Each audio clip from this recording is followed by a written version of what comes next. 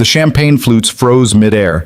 200 guests in designer gowns and tailored tuxedos stood paralyzed as Marcus Wellington, heir to the Wellington pharmaceutical fortune, abandoned his bride at the altar and walked straight down the aisle toward a man in a plain gray suit.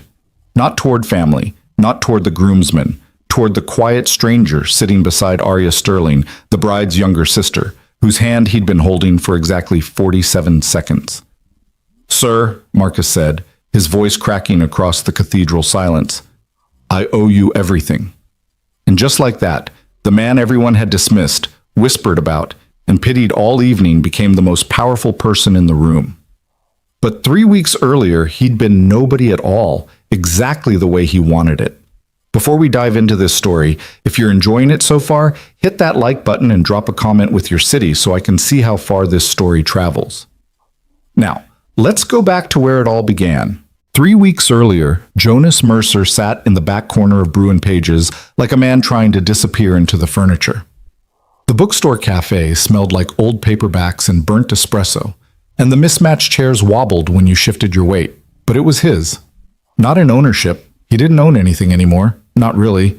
But in the way a person claims a space by returning to it until the barista stops asking for your name. He'd been coming here every Tuesday and Thursday for 6 months, always at 2:30, always to the same table beneath the fiction section where someone had scrawled, "Reading is dreaming with open eyes," in Sharpie on the exposed brick. His daughter Lily would be at school for another hour, which gave him exactly 60 minutes to sit with a book he wouldn't finish and coffee that had gone cold 20 minutes ago while he stared at the same paragraph over and over. Today the paragraph was about a man who'd lost everything and was trying to figure out if starting over meant becoming someone new or finally becoming who he'd always been. Jonas still didn't know which one he was doing. The bell above the door chimed. He didn't look up. The cafe was never crowded on weekday afternoons. A few college students with laptops, a retired couple sharing a scone, the regulars who treated the place like a living room. The sound of footsteps crossed the worn hardwood, hesitated near the counter, then continued toward the back, toward his table. Jonas kept his eyes on his book, a defensive habit he'd perfected over the past 2 years. Don't make eye contact. Don't invite conversation. Don't give anyone a reason to ask questions or remember your face. "Is anyone sitting here?" The voice was quiet, almost apologetic. Jonas looked up despite himself.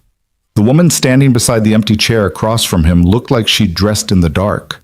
Oversized Stanford sweatshirt, jeans with a hole in one knee, hair pulled back in a messy ponytail with pieces falling loose around her face.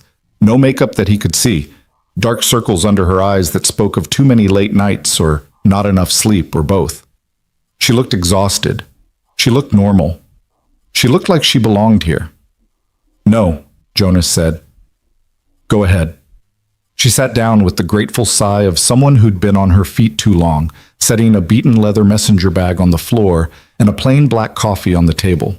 No laptop, no phone visible, just her and the coffee and a weariness that seemed to settle into her shoulders like old weight. For a while, neither of them spoke.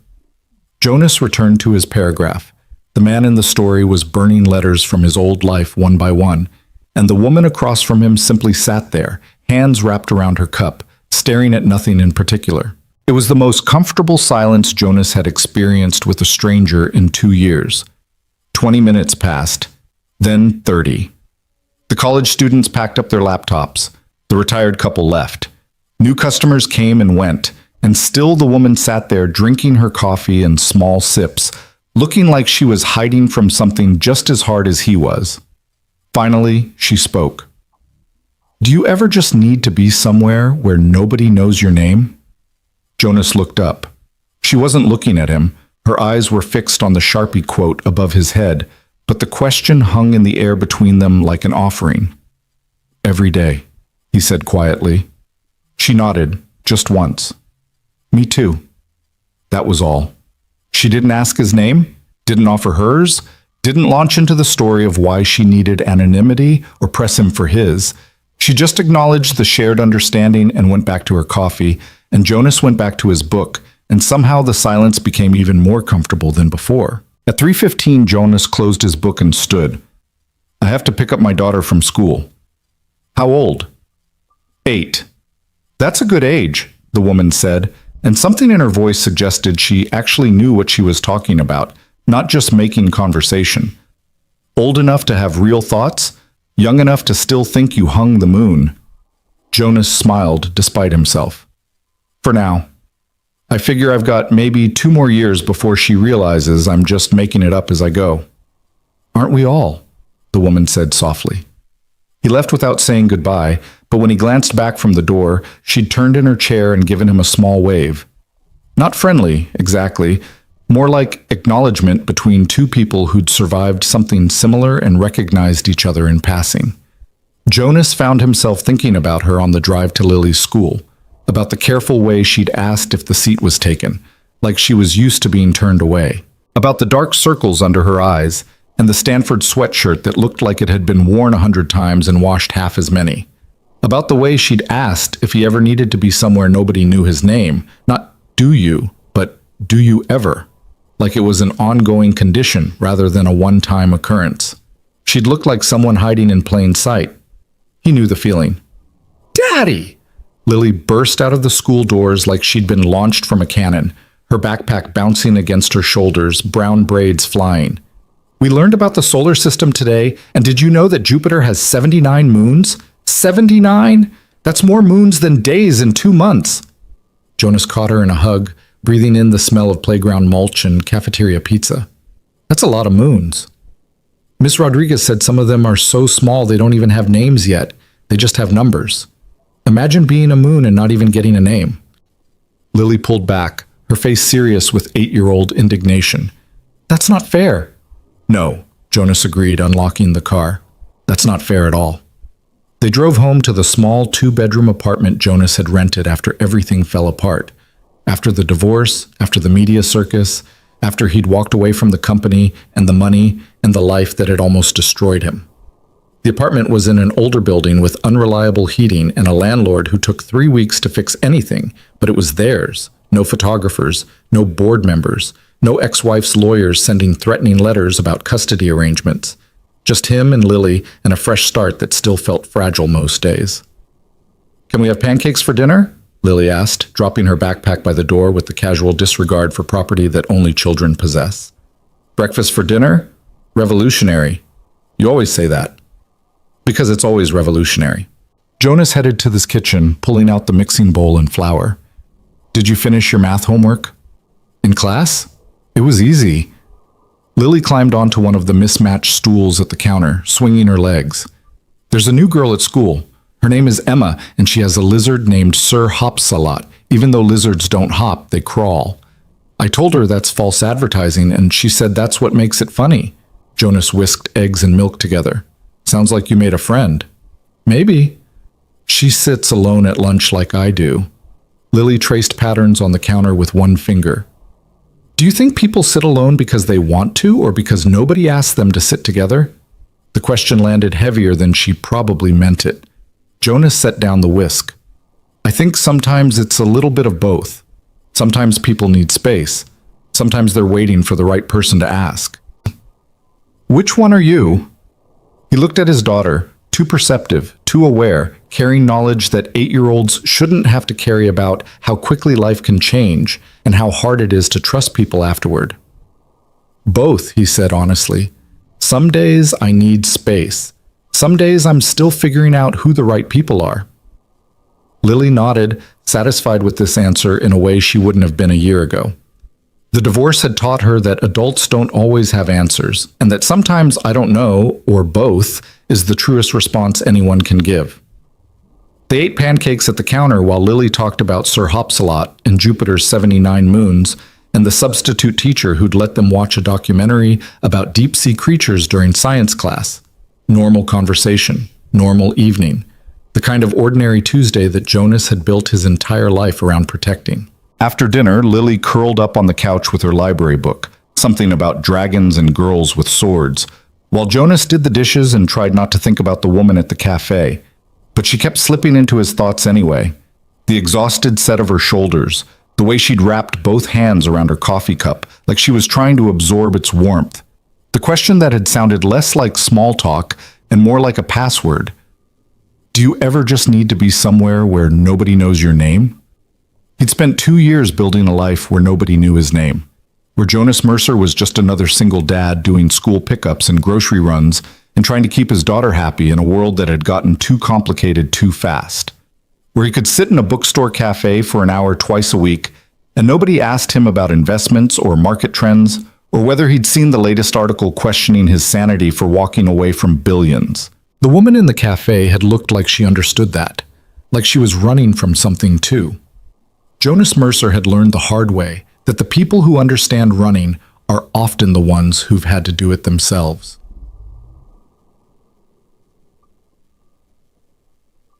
Thursday afternoon, 2:30. Jonas sat in his corner beneath the reading quote with a different book, something about a detective and a missing heir that he wasn't paying attention to, and wondered if she'd come back. She did. The bell chimed at 2:40. He didn't look up, but he heard the footsteps cross the cafe, heard them pause at the counter for coffee, heard them approach his table. Is the seat still available? Jonas looked up, same sweatshirt, different jeans, hair still pulled back, dark circles perhaps slightly lighter, or maybe that was wishful thinking. Yeah, he said. It's available. She sat down with the same grateful sigh, setting her coffee in the same spot. This time she had a book with her, a thick paperback thriller with a bent cover, but she didn't open it, just held it in her lap like a prop. They sat in silence for 10 minutes. Then 15. Jonas read the same page 3 times. The woman across from him stared at her book without opening it. Do you come here often? She finally asked, then immediately winced. That sounded like a terrible pickup line. I didn't mean... Tuesdays and Thursdays, Jonas said, rescuing her. 2:30 to 3:15. The schedule helps. Helps with what? Everything, he said simply. She nodded slowly, understanding in her eyes. I'm Arya. Jonas. They didn't shake hands, didn't exchange last names, didn't launch into the biographical details that strangers usually trade like currency.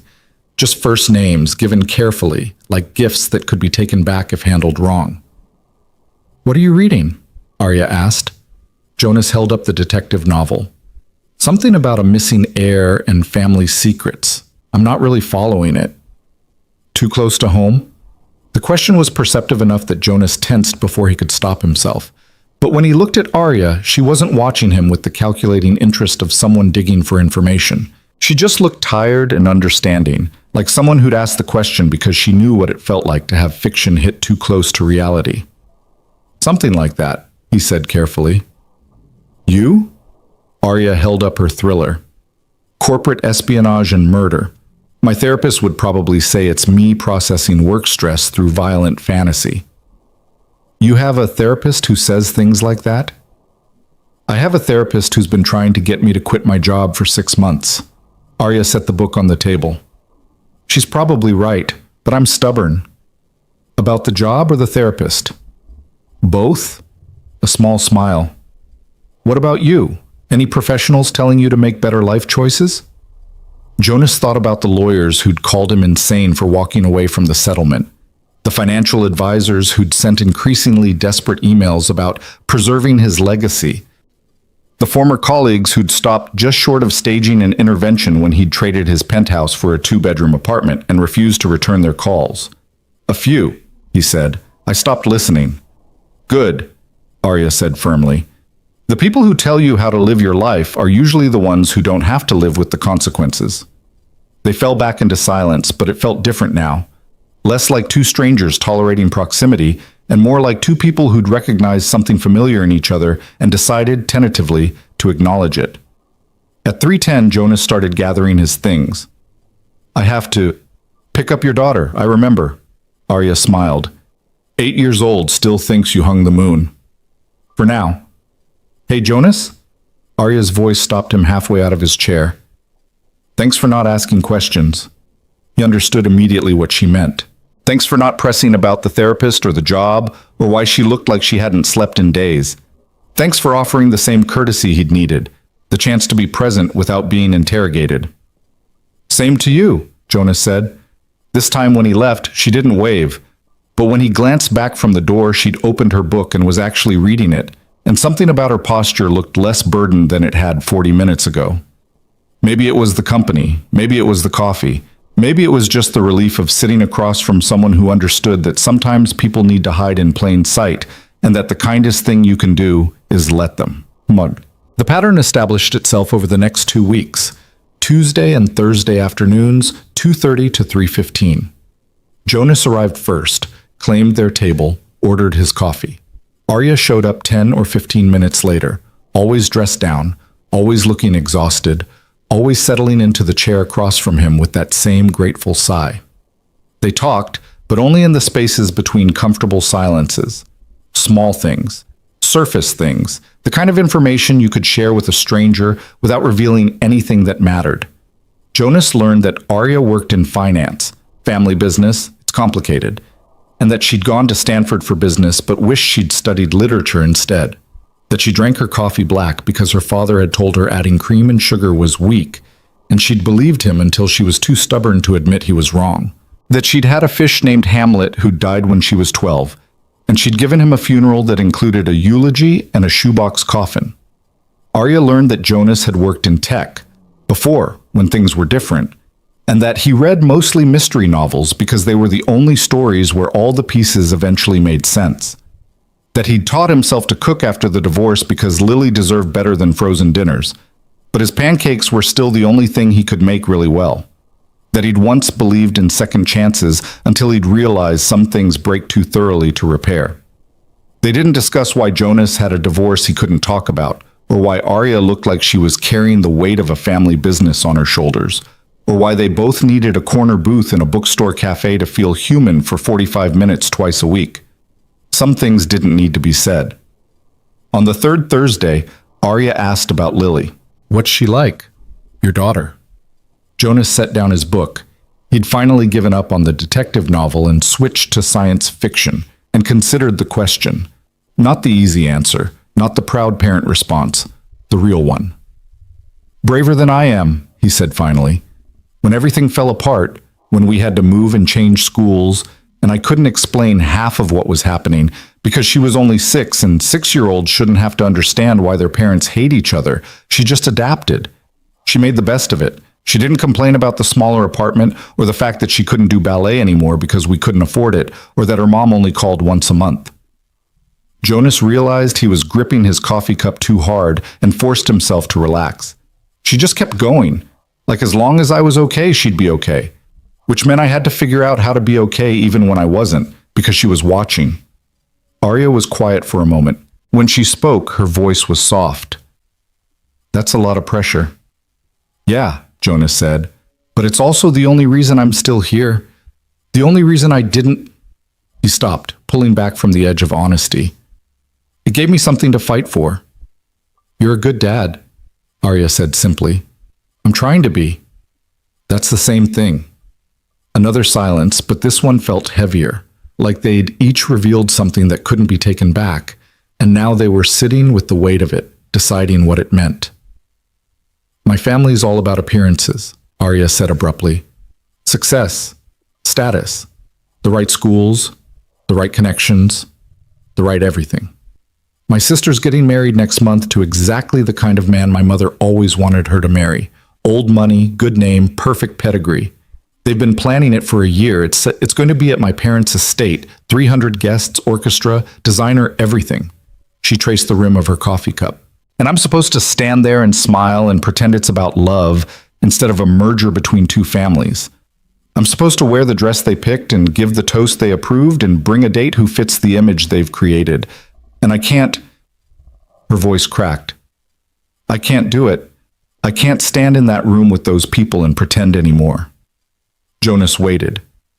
He'd learned that Arya needed silence to fill, not questions to answer. "So I come here instead," she continued, "twice a week. I sit across from someone who doesn't know my last name or what my family expects, or why I'm supposed to care about any of it. And for 45 minutes, I'm just Arya. Not the sterling daughter, not the disappointment, just a person drinking coffee and talking about fish funerals and 8-year-olds who believe their dads hung the moon." Sterling, the name registered like a bell Jonas had been trying not to hear. Sterling, as in Sterling Financial Group. Sterling, as in one of the most powerful investment families on the East Coast. Sterling, as in the reason Jonas had left his old life behind. Because he'd learned the hard way what happened when your worth was measured in market value instead of human terms. He should have known, should have put together the exhaustion and the family pressure and the desperate need for anonymity. Should have recognized that the only people who need to disappear this badly are the ones everyone wants a piece of. But he said nothing. Because if he acknowledged what he'd figured out, she'd know he knew. And then this fragile space they'd created would collapse. She'd become Arya Sterling instead of just Arya, and he'd become Jonas Mercer, who recognized her instead of Jonas, who shared her table twice a week. And they'd both lose the only place where they could be nobody. For what it's worth, Jonas said carefully, you seem pretty good at being just Arya. She looked at him then, really looked, and something passed between them. Recognition, maybe, or gratitude, or the shared understanding of two people who'd both learned that sometimes the greatest kindness is not saying all the things you know.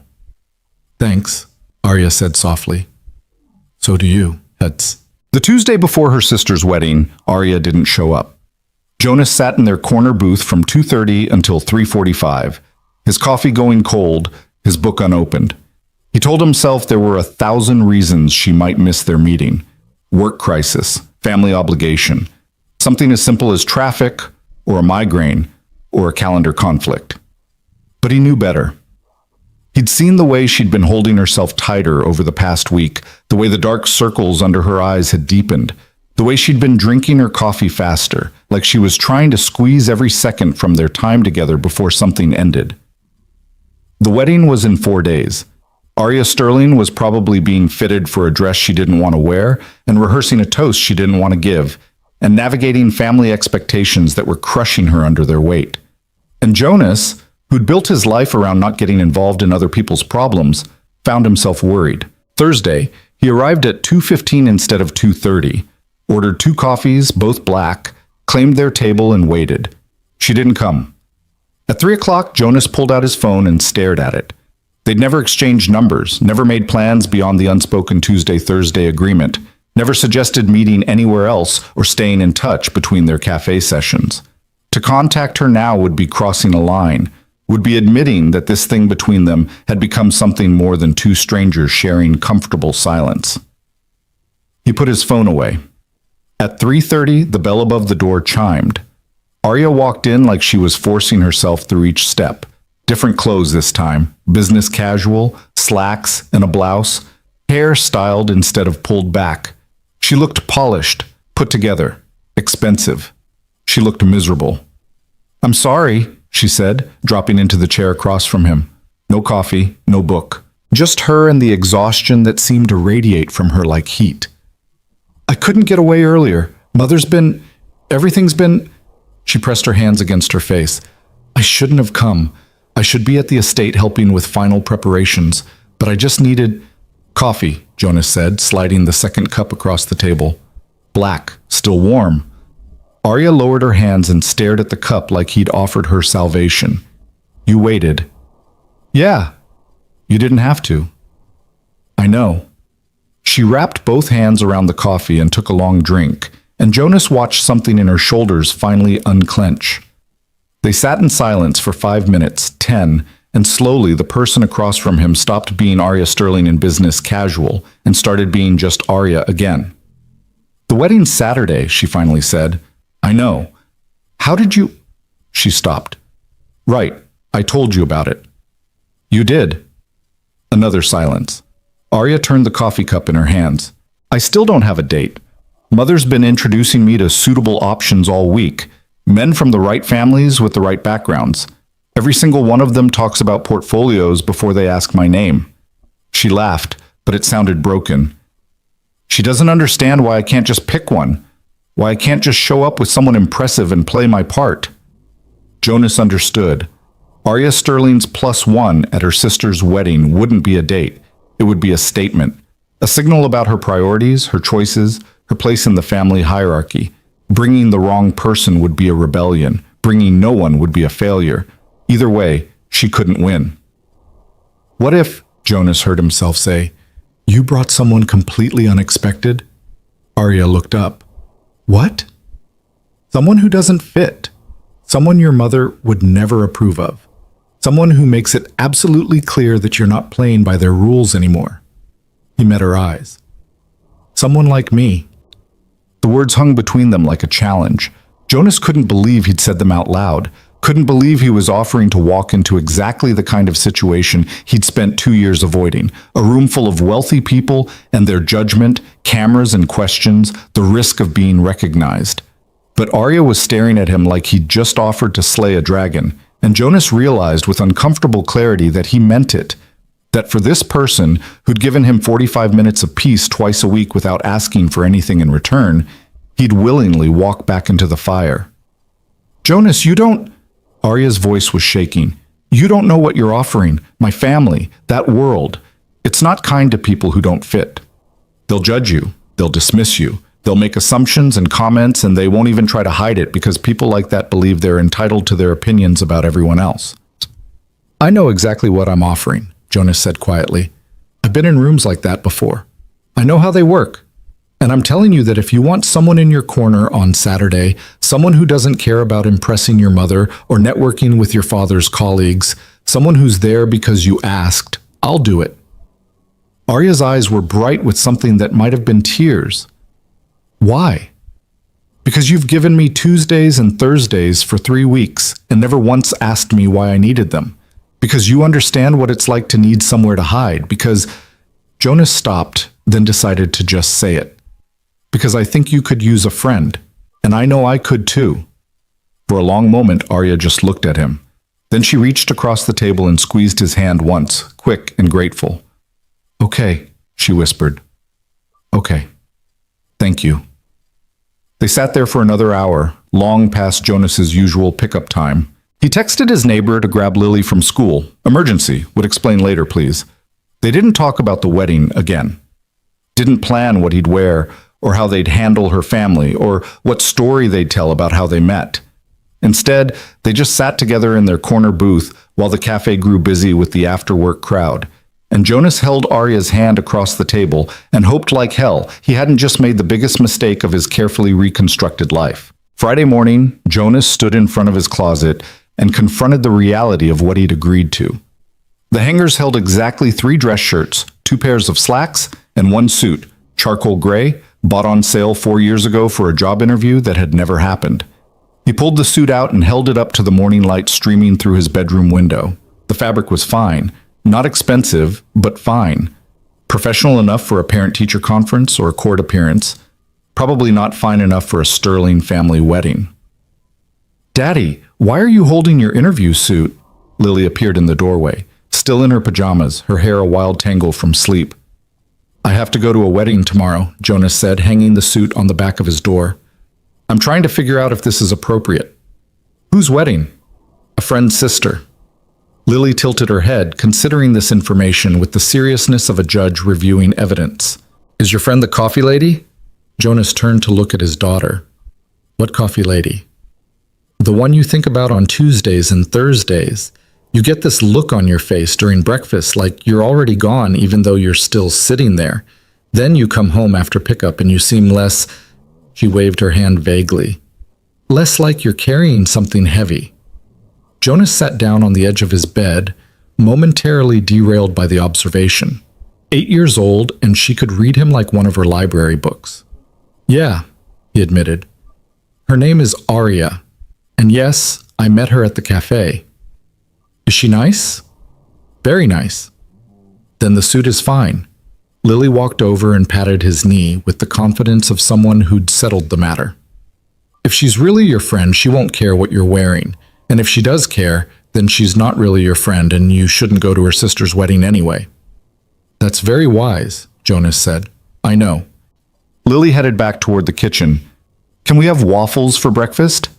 We had pancakes 3 days ago. Waffles are structurally different from pancakes, Daddy. They have little squares that hold the syrup. That's engineering, not repetition. Jonas followed his daughter into their small kitchen, thinking about how she'd somehow grown up when he wasn't looking.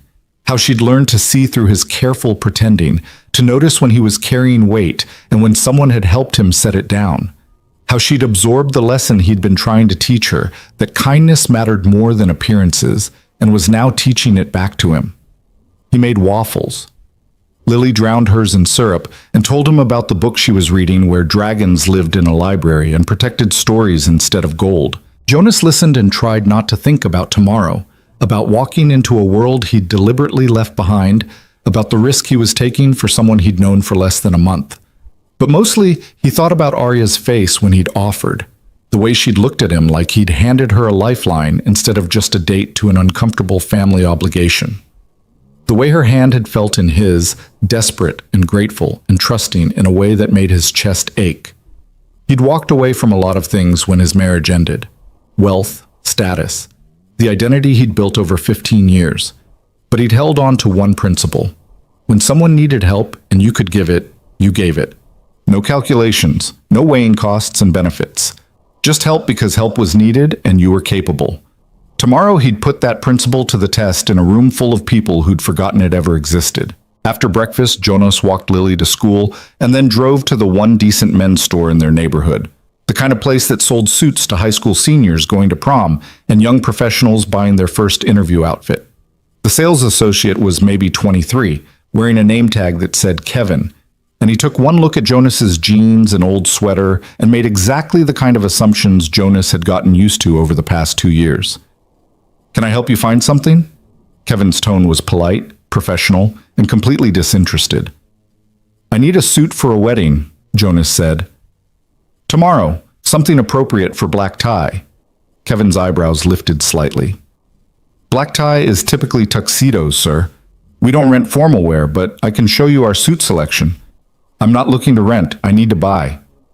Jonas pulled out his wallet, extracting one of the credit cards he'd kept active for emergencies. Not the platinum card that had once given him access to private lounges and concierge services. Just a regular card with a reasonable limit. "What do you have that would work?"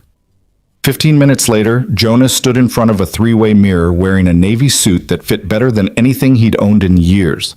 Kevin had turned out to be surprisingly competent once he'd realized Jonas was serious, pulling together a complete outfit, suit, shirt, tie, shoes, with the efficiency of someone who actually enjoyed his job.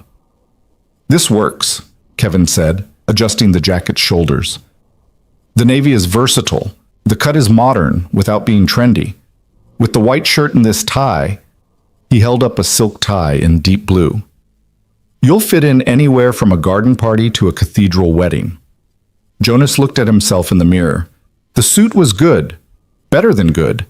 It made him look like someone who had his life together, someone who belonged in rooms with crystal chandeliers and string quartets. Someone who wasn't a single dad living paycheck to paycheck in a 2-bedroom apartment with unreliable heating. Someone he used to be. "I'll take it," Jonas said.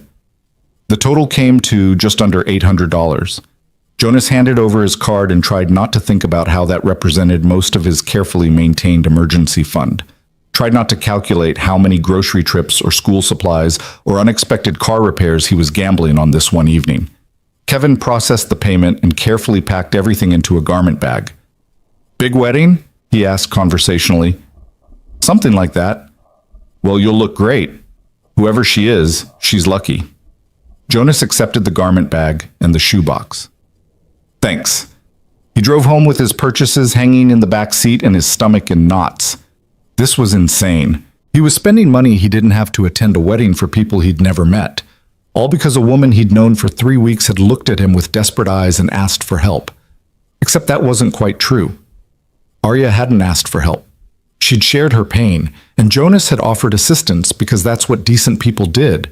And then she'd tried to talk him out of it, tried to protect him from the judgment and the scrutiny. And he'd insisted anyway because somewhere in the past 3 weeks, these Tuesday-Thursday meetings had stopped being about comfortable silence and started being about actual friendship. Real friendship. The kind where you showed up even when it was hard. Jonas carried the garment bag inside and hung it carefully in his closet next to his old interview suit. 2 suits now. A whole wardrobe of options for events he never attended and places he no longer went. Tomorrow, that would change. His phone buzzed with a text from an unknown number. "Jonas?" It's Arya. I got your number from the cafe's customer loyalty list. I hope that's okay. I know this is last minute, but I wanted to make sure you have the address. The wedding starts at 4 o'clock p.m. 4 p.m. I can pick you up at 2:30 if that works. We should arrive together. Jonas stared at the message. Arya Sterling had tracked down his phone number through the cafe's customer records, which meant she'd either asked the barista or, more likely, had access to systems and databases that most people didn't. Reminded him again exactly who she was and what world she came from. He typed back, "Address works. I'll drive myself and meet you there at 3:45. Might be easier." 3 dots appeared, disappeared, appeared again. Finally, "Are you sure? It's a bit of a drive. The estate is in Greenwich." Greenwich. Of course. Where else would the Sterling family hold a wedding but in one of the wealthiest zip codes in Connecticut? "I'm sure. Send me the address." "Thank you, Jonas. For all of this. I know what I'm asking. See you tomorrow." Jonas set his phone down and walked to his bedroom window. Outside, the afternoon sun illuminated their quiet street, modest houses, older cars, kids riding bikes on the sidewalk. His world. The one he'd chosen when he'd walked away from everything else. Tomorrow, he'd step back into the other world. Temporarily. Just long enough to stand beside Arya while she faced her family. Just long enough to be the shield she needed against their judgment and expectations. Then he'd come home. Back to Lily and waffles and the apartment with unreliable heating. Back to being Jonas Mercer, single dad, nobody special. The thought should have been comforting. Instead, it felt like he was trying to convince himself of something he wasn't sure he believed anymore. Saturday arrived with the kind of perfect autumn weather that made people believe in divine timing. Clear blue sky, temperature in the mid-60s, leaves just beginning to turn gold and red on the trees. Jonas dropped Lily off at his neighbor's house for an overnight stay. Mrs. Chen, retired teacher, adored Lily, asked no questions when Jonas said he had an event to attend. "You look very handsome," Mrs. Chen said approvingly when she opened her door. "Important occasion?" Something like that. Jonas kissed Lily goodbye, reminded her to behave, promised he'd pick her up tomorrow morning. "Have fun, Daddy," Lily said, hugging him tight. Then quieter, "Don't let anyone make you feel small." Jonas pulled back to look at his daughter. "Where did you hear that?" "Nowhere. I just know people sometimes try to make other people feel small when they're in fancy places." "You're not small. You're my dad and you're the best." Jonas's throat tightened. "I love you, kid." "Love you too. Now go, so you're not late." The drive to Greenwich took 90 minutes through Saturday traffic. Jonas followed the GPS directions through increasingly wealthy neighborhoods, larger houses, manicured lawns, stone walls, and iron gates. By the time he reached the address Arya had sent, the properties had spread out so far that you couldn't see one house from the next. The Sterling estate sat behind a gate with an actual guardhouse. Jonas pulled up to the security station and rolled down his window. "Name?" The guard was professional, clipboard in hand. "Jonas Mercer. I'm a guest of Arya Sterling." The guard scanned his list, found Jonas's name, and nodded.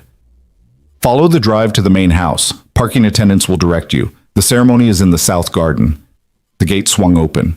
Jonas drove through and got his first real look at the world Arya had been hiding from. The drive wound through manicured grounds that probably employed a full-time groundskeeping staff, past tennis courts and a pool house, past what looked like a greenhouse, past an actual fountain with stone angels. The main house rose ahead like something out of a period drama. White columns, brick facade, windows that probably cost more than Jonas's entire apartment building. This wasn't wealth. This was dynasty. A young man in a vest and bow tie directed Jonas to a parking area where Teslas and Mercedes and Bentleys sat in neat rows. Jonas's 8-year-old Honda Civic looked like it had wandered onto the lot by mistake. He parked, checked his reflection in the rearview mirror one final time, and stepped out into the world he'd left behind. The navy suit looked good. Kevin had been right about that. But as Jonas walked toward the main house, following signs toward the south garden, he felt the familiar weight of being assessed and dismissed settling over his shoulders. Other guests moved in clusters, women in designer dresses and heels, men in tuxedos and custom suits, everyone radiating the casual confidence of people who belonged in places like this. No one looked at Jonas. Or rather, they looked through him. The quick glance that categorized him as someone's accountant or lawyer or maybe a vendor who'd been given guest access. Not someone worth knowing, not someone important. Jonas had forgotten how much he hated that feeling. Jonas! He turned to find Arya hurrying toward him across the lawn, and for a moment he forgot to breathe. She wore a dress the color of champagne, simple and elegant, her hair styled in loose waves around her shoulders, heels that brought her almost to his height, makeup that hadn't been there during their cafe meetings, making her eyes luminous and her lips defined. She looked beautiful. She looked expensive. She looked like Arya Sterling instead of just Arya. But when she reached him, slightly breathless, the expression on her face was pure relief. "You came," she said. "I said I would." "I know, but I was terrified you'd get here and take one look at this place and run for your life." Arya gestured at the estate grounds. "I wouldn't blame you. I've been trying to run for years." Jonas smiled despite his nerves. "It's very excessive, pretentious, a monument to accumulated wealth and social climbing." I was going to say impressive. "That's because you're kind."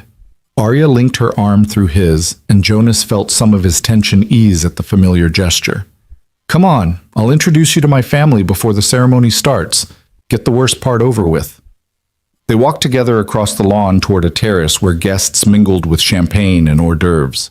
Jonas could feel the stares now, the subtle shifts in conversation, as people noticed Arya Sterling arriving with an unknown date, the whispers starting like ripples across still water. "That's my mother," Arya said quietly, nodding toward a woman holding court near the terrace steps.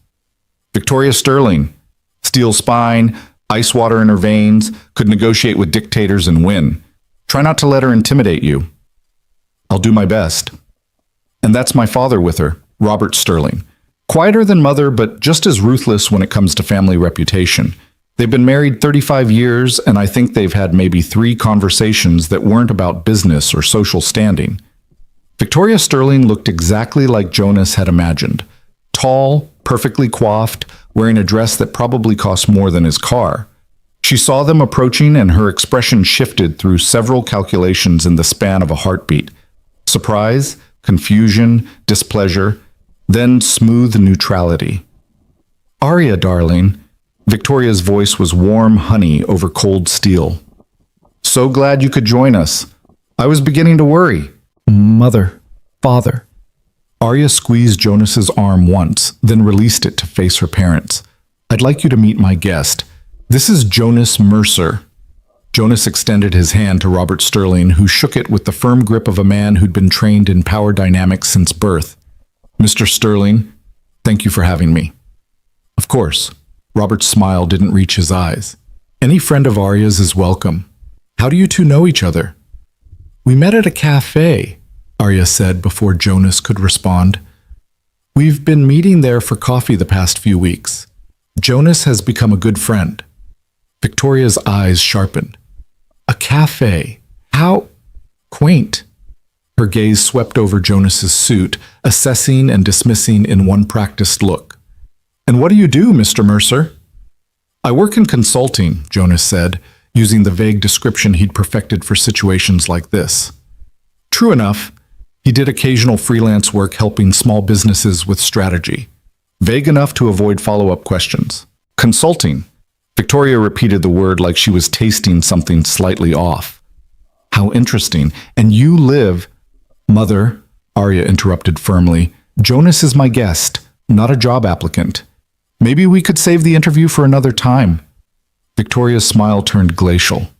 "Of course, darling. I was simply making conversation." She turned to Jonas. "Please do enjoy the wedding, Mr. Mercer. I'm sure it will be quite memorable." The dismissal was clear. Jonas felt himself being categorized and filed away as irrelevant, not worth further attention. It should have bothered him, should have triggered the old anger at being judged and found wanting based on nothing but appearances.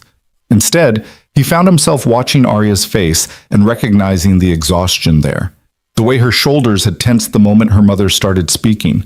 The the careful neutrality of her expression that hid what Jonas now knew was frustration and hurt.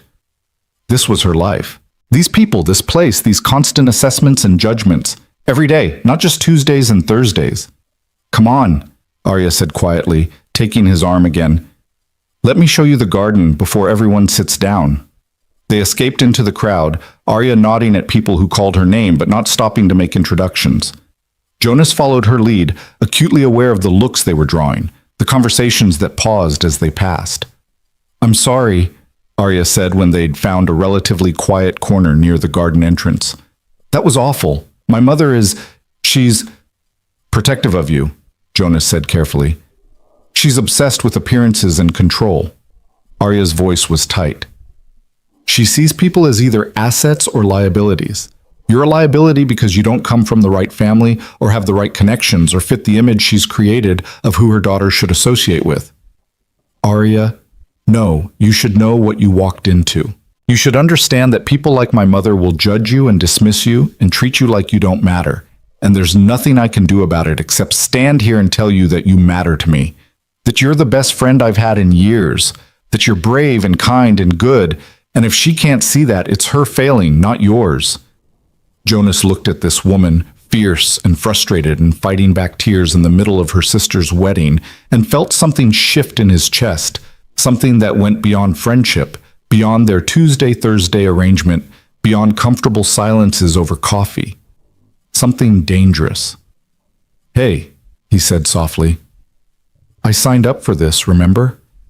I knew what I was walking into, and I'm not going anywhere." Arya stared at him for a long moment, then nodded once, sharp and decisive. Okay, thank you." Music started playing from the garden, a string quartet warming up. Guests began moving toward the rows of white chairs arranged before an elaborate floral arch. The ceremony was starting. Jonas and Arya found seats near the back, careful not to draw more attention. Around them, people settled in with the rustle of expensive fabric and quiet conversations. Jonas recognized the atmosphere, that particular blend of obligation and performance that defined high society events. Everyone was here to be seen being here, to make connections and alliances, to play their part in the ongoing theater of wealth and status. The processional began. Bridesmaids in rose-colored dresses walking down the aisle in careful rhythm. Then the bride, Arya's sister, blonde and beautiful and beaming in a dress that probably cost what Jonas earned in 6 months. She looked happy, genuinely happy. Maybe some marriages in this world worked out. The groom waited at the altar in a perfect tuxedo, his face arranged in practiced composure. Marcus Wellington, Jonas remembered. Old money. Good family.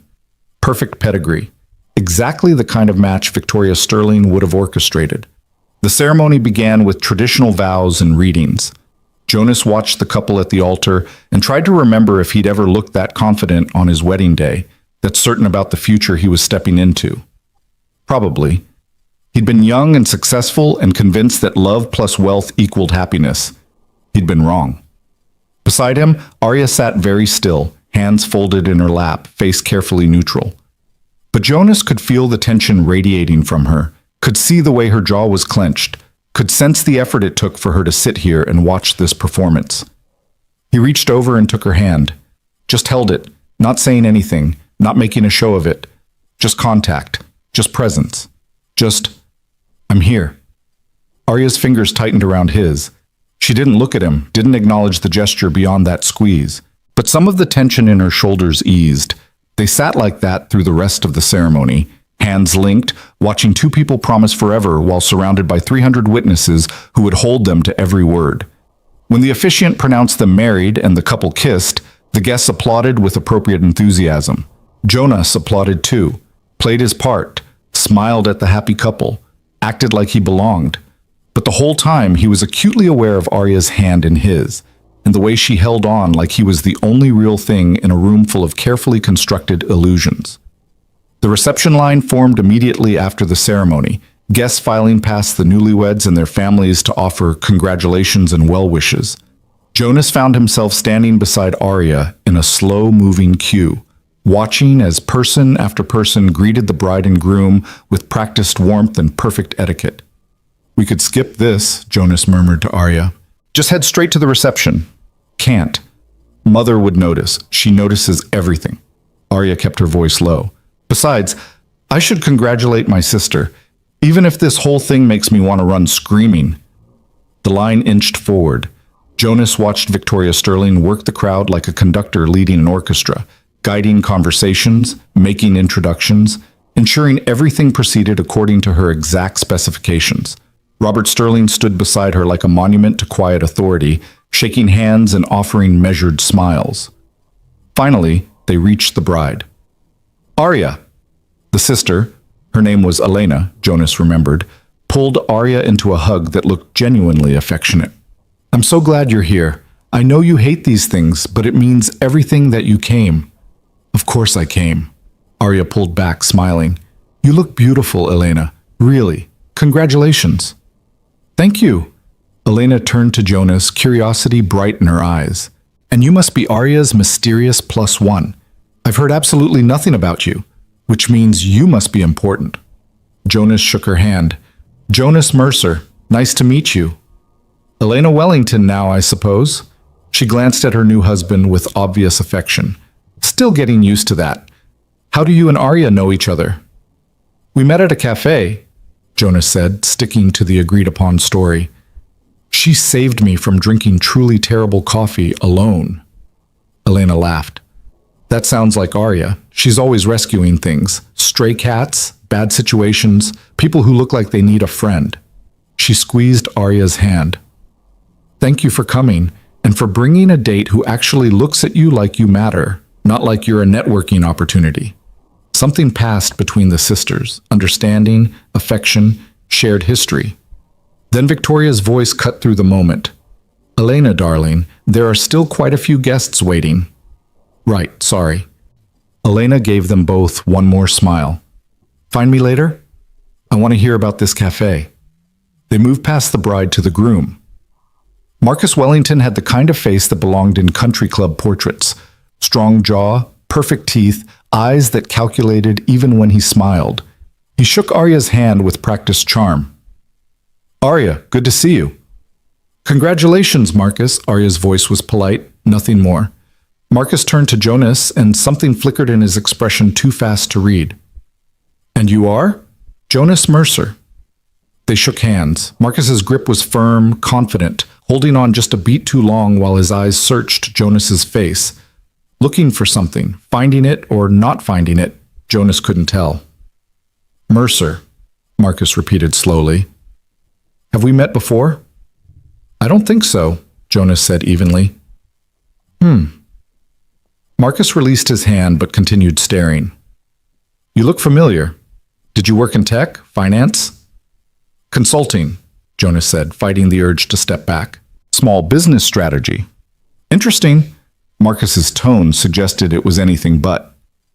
Well, enjoy the reception. They moved away, finally free of the receiving line, and Jonas felt Arya's hand find his again. That was weird, she said quietly. Marcus looking at you like that. Maybe I have one of those faces. But Jonas felt uneasy. Marcus Wellington had been searching for recognition, trying to place him, which meant there was a chance, small but real, that he might eventually remember where he'd seen Jonas before. Not as Jonas Mercer, as Jay Vale. The name Jonas had buried along with his old life, the identity that had made him wealthy and miserable and eventually cost him everything that mattered. Come on, Arya said, leading him toward the reception tent. Let's get drinks and find a corner to hide in until dinner. The tent was spectacular. White silk draped from the ceiling, crystal chandeliers, round tables dressed in gold and rose linens. A dance floor occupied the center, and a jazz quartet played softly near a stage. Waiters circulated with champagne and hors d'oeuvres. Everything glowed with that particular polish that only serious money could buy. Jonas accepted a champagne flute and tried to look comfortable. Around them, guests mingled and laughed and discussed things that people discussed at wealthy weddings, vacation homes and market trends, and whose children had been accepted to which prestigious schools. Arya Sterling, is that you? A woman in a black cocktail dress materialized beside them, all predatory friendliness. Jonas recognized the type immediately. Social climber, always working the room, always collecting connections like trading cards. Vanessa, Arya's smile was tight. How are you? Wonderful, darling. This wedding is just gorgeous. Your mother outdid herself. Vanessa's eyes slid to Jonas with obvious interest. And who is this handsome stranger? Jonas Mercer, Arya said before Jonas could respond. Jonas, this is Vanessa Hartley. We went to boarding school together. How lovely. Vanessa offered her hand in a way that suggested Jonas should kiss it rather than shake it. He shook it. And what do you do, Jonas? Consulting. Oh? The single syllable dripped with false interest and genuine dismissal. What kind of consulting? The boring kind, Jonas said pleasantly. Business strategy, very technical, puts most people to sleep. I'm sure you're being modest. Vanessa turned back to Arya, already losing interest in Jonas now that he'd been categorized as socially unimportant. Arya, you simply must tell me where you found that dress. Is it vintage? They spent 5 excruciating minutes discussing fashion and mutual acquaintances while Jonas stood there holding his champagne and wondering how Arya survived this world on a regular basis. Every conversation was a transaction, every interaction a calculation. Nothing was simple, nothing was real. Finally, Vanessa spotted someone more important across the tent and made her excuses. The moment she was gone, Arya's shoulders sagged. I'm sorry, she said. That's everyone here. Surface level everything. Genuine connection nowhere. It's fine, Jonas said. But it wasn't, really. He'd forgotten how exhausting this was, how much energy it took to maintain the appropriate face, to answer the same questions with the same vague responses, to be assessed and dismissed over and over by people who measured worth in bank accounts and pedigree. They found their assigned seats, table 12, near enough to see the head table but far enough to avoid scrutiny. Other guests joined them, a couple in their 50s who owned a private equity firm, a younger woman who worked in fashion, and 2 men who spent the entire pre-dinner conversation discussing cryptocurrency investments. Jonas participated just enough to be polite, answering questions about his work with practiced vagueness, deflecting anything too personal. Beside him, Arya navigated her own conversations with the weary expertise of someone who'd been doing this her entire life. Dinner was served, 5 courses, each more elaborate than the last. Jonas ate slowly, listening to table conversation that ranged from superficial to borderline offensive. The private equity husband made a joke about the pores that everyone laughed at except Jonas and Arya. The fashion woman complained about her assistant forgetting to pack the right shoes for a trip to Milan. The cryptocurrency investors debated which Caribbean island had the best tax shelters. Real problems. Real concerns. The struggles of people who'd never worried about rent or grocery bills or whether they could afford their child's field trip fee. Jonas felt his jaw tighten. Arya noticed, of course she noticed, and placed her hand on his knee under the table. Gentle pressure. Solidarity. They survived dinner. Barely. The toast began as dessert was cleared. Robert Sterling praising his daughter's grace and beauty, Victoria speaking about family legacy and the Wellington-Sterling union, Elena's maid of honor telling embarrassing stories that were probably carefully vetted for appropriateness. Then it was Arya's turn. She stood, champagne glass in hand, and for a moment Jonas saw real fear flash across her face.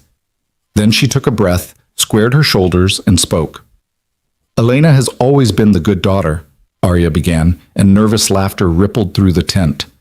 The one who followed the rules, made the right choices, never caused mother stress or father concern. She's perfect. And I've spent most of my life being jealous of that perfection while simultaneously being grateful someone was doing it right so I didn't have to. More laughter, but this time it sounded surprised, uncertain where Arya was going with this. But watching Elena today, seeing her marry Marcus, I realized something.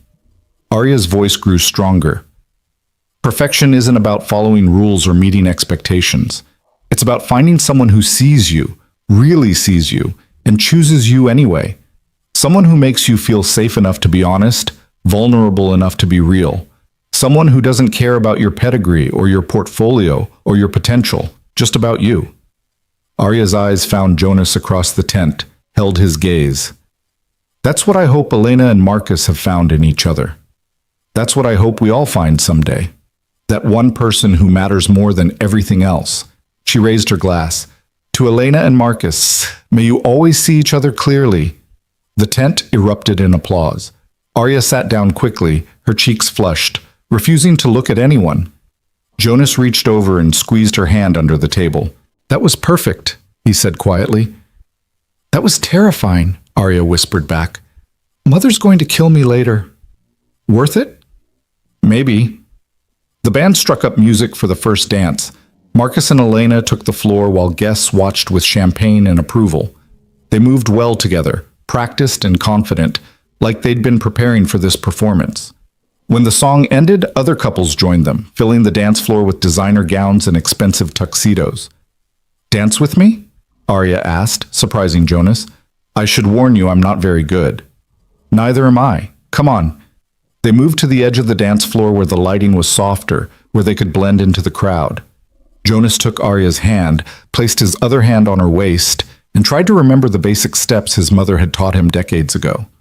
They swayed more than danced, staying in their small corner of space while around them more skilled couples glided past.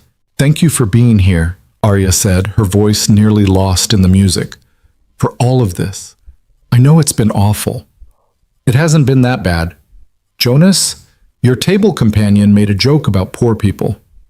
Okay, parts have been awful, Jonas admitted, but parts have been good too. Your toast was incredible. Elena seemed genuinely happy to see you, and he paused. You were right earlier. You matter to me too. Arya looked up at him, and in the soft lighting she was just Arya again. Not Sterling, not the disappointment daughter. Just the woman he'd met in a cafe 3 weeks ago who'd asked if he ever needed to be somewhere nobody knew his name. Jonas, she started, then stopped, started again. I think I need to tell you something. Excuse me. They both turned. Marcus Wellington stood beside them, his expression odd, determined and uncertain at the same time. I'm sorry to interrupt, Marcus said, though he clearly wasn't. His eyes were fixed on Jonas with uncomfortable intensity. But I finally figured out where I know you from, and I think we need to talk. The music continued around them, but Jonas heard nothing except the rushing of blood in his ears. Marcus Wellington stood there with his hand extended toward the edge of the dance floor, away from the crowd, his expression a mixture of certainty and something that looked almost like reverence. This was it. The moment Jonas had been dreading since he'd agreed to come here. The moment his carefully constructed anonymity shattered. I don't think we need to talk, Jonas said evenly, keeping his voice low. You're mistaken. I'm not. Marcus's voice was equally quiet but firm. 5 years ago, my company was 3 weeks from bankruptcy. We'd lost our primary investor, the board was voting to liquidate, and I was 28 years old watching everything I'd built fall apart. Then an anonymous investor appeared. No face-to-face meetings, all communication through lawyers, and bought enough equity to keep us afloat. Asked for nothing except a silent partnership and complete discretion. Arya's hand tightened on Jonas's arm. Around them, other dancers continued their choreographed movements, oblivious to the conversation unfolding at the floor's edge. That investor saved my company, Marcus continued. More than that, he saved my life.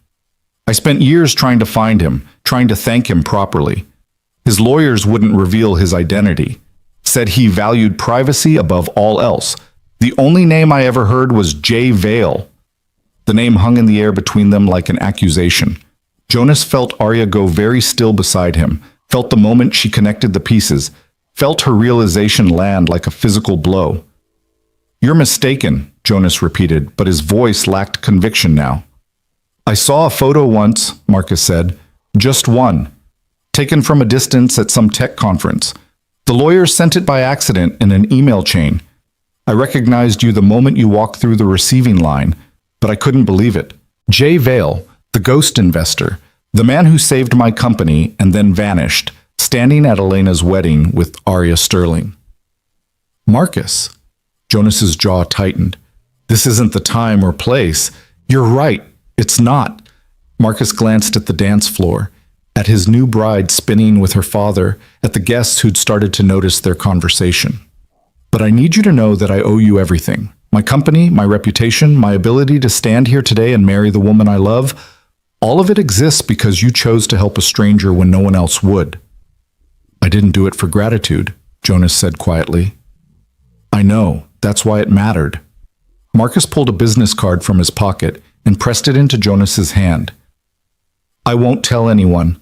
I understand why you disappeared, but if you ever need anything, anything at all, I want you to know that I'm here. You saved me once. Let me return the favor someday. He walked away before Jonas could respond, melting back into the crowd of dancers and guests.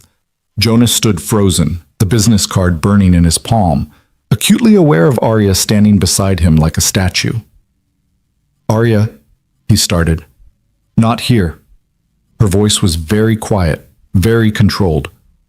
Not in front of everyone. She walked away from the dance floor, moving quickly through the tent toward the terrace doors. Jonas followed, his heart hammering, knowing that everything was about to fall apart, but unable to stop it. They emerged onto a stone terrace overlooking the estate gardens, fairy lights strung through the trees, the sound of the reception muffled behind them. Arya turned to face him, and Jonas saw the exact moment her careful composure cracked. Jay Vale, she said. Not a question, a statement. You're Jay Vale. It's complicated. Complicated? Arya's voice rose. You're one of the most successful anonymous investors in tech. You walked away from billions 3 years ago and disappeared so completely that people still write articles speculating about where you went. And you've been sitting across from me in a cafe for 3 weeks, drinking terrible coffee, pretending to be nobody special? I wasn't pretending, Jonas said urgently. Jonas Mercer is my real name. I legally changed it back after the divorce. Jay Vale was it was a name I used for business, a way to separate my personal life from the investments. It didn't work. Didn't work? Arya repeated flatly. You mean it didn't protect you from becoming famous and wealthy and powerful? I mean it didn't protect me from becoming someone I hated. Jonas took a step toward her and stopped when she stepped back. The money, the status, the influence, it destroyed my marriage. It destroyed my relationship with my daughter. Everyone wanted something from Jay Vale. No one cared about Jonas. So you just disappeared? Walked away from everything? I walked away from a life that was killing me. Jonas's voice was raw. My ex-wife didn't love me. She loved what I could provide. My colleagues didn't respect me. They respected my portfolio. My friends weren't friends. They were networking contacts. I woke up one day and realized I'd spent 15 years building a fortune and I was the loneliest person alive. Arya wrapped her arms around herself, staring at him like she was seeing a stranger. Why didn't you tell me? Because I knew this would happen. I knew the second you found out, everything would change. You'd stop seeing Jonas, who drinks bad coffee and picks his daughter up from school. You'd start seeing Jay Vale with his billions and his influence and his ability to save failing companies with a single phone call. And I was right. Look at you. You're looking at me differently right now. Of course I'm looking at you differently. Arya's voice cracked. I trusted you. I told you things I haven't told anyone.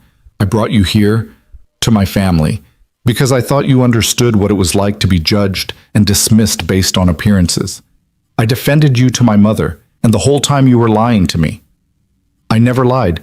You let me believe you were someone you're not. That's the same thing. Arya pressed her hands against her face, and when she lowered them, tears tracked through her makeup. I sat across from you and told you about my family's obsession with wealth and status and connections, and you said nothing. You let me complain about my privileged life to someone who's probably wealthier than my parents. Do you have any idea how that feels? Arya, please. No. She held up a hand. I need you to understand something. I brought you here because I thought you were real. Because I thought you were someone who'd chosen substance over status, who understood that wealth doesn't equal worth. But you're not that person. You're just better at hiding than the rest of them. The words hit like physical blows. Jonas felt something inside him crack, felt the careful distance he'd maintained from his old life collapse. That's not fair. I chose to walk away. I gave up everything to rebuild a life that actually meant something. You gave up nothing. Arya's voice was ice. You gave up money you can afford to lose. You still have options I'll never have. You can walk into any room and know that if people discovered who you really are, They'd fall over themselves to impress you. I can't escape my family name. I can't change who I am. But you? You get to play pretend whenever it's convenient. It's not pretend, Jonas said desperately. Jonas Mercer is who I am now. The money's in trusts for Lily. I live in a 2-bedroom apartment and work freelance consulting to pay rent. I'm not playing anything. You're playing at being normal, Arya interrupted. You're slumming it in cafes and cheap apartments because you can, because you know there's a safety net underneath if things get hard.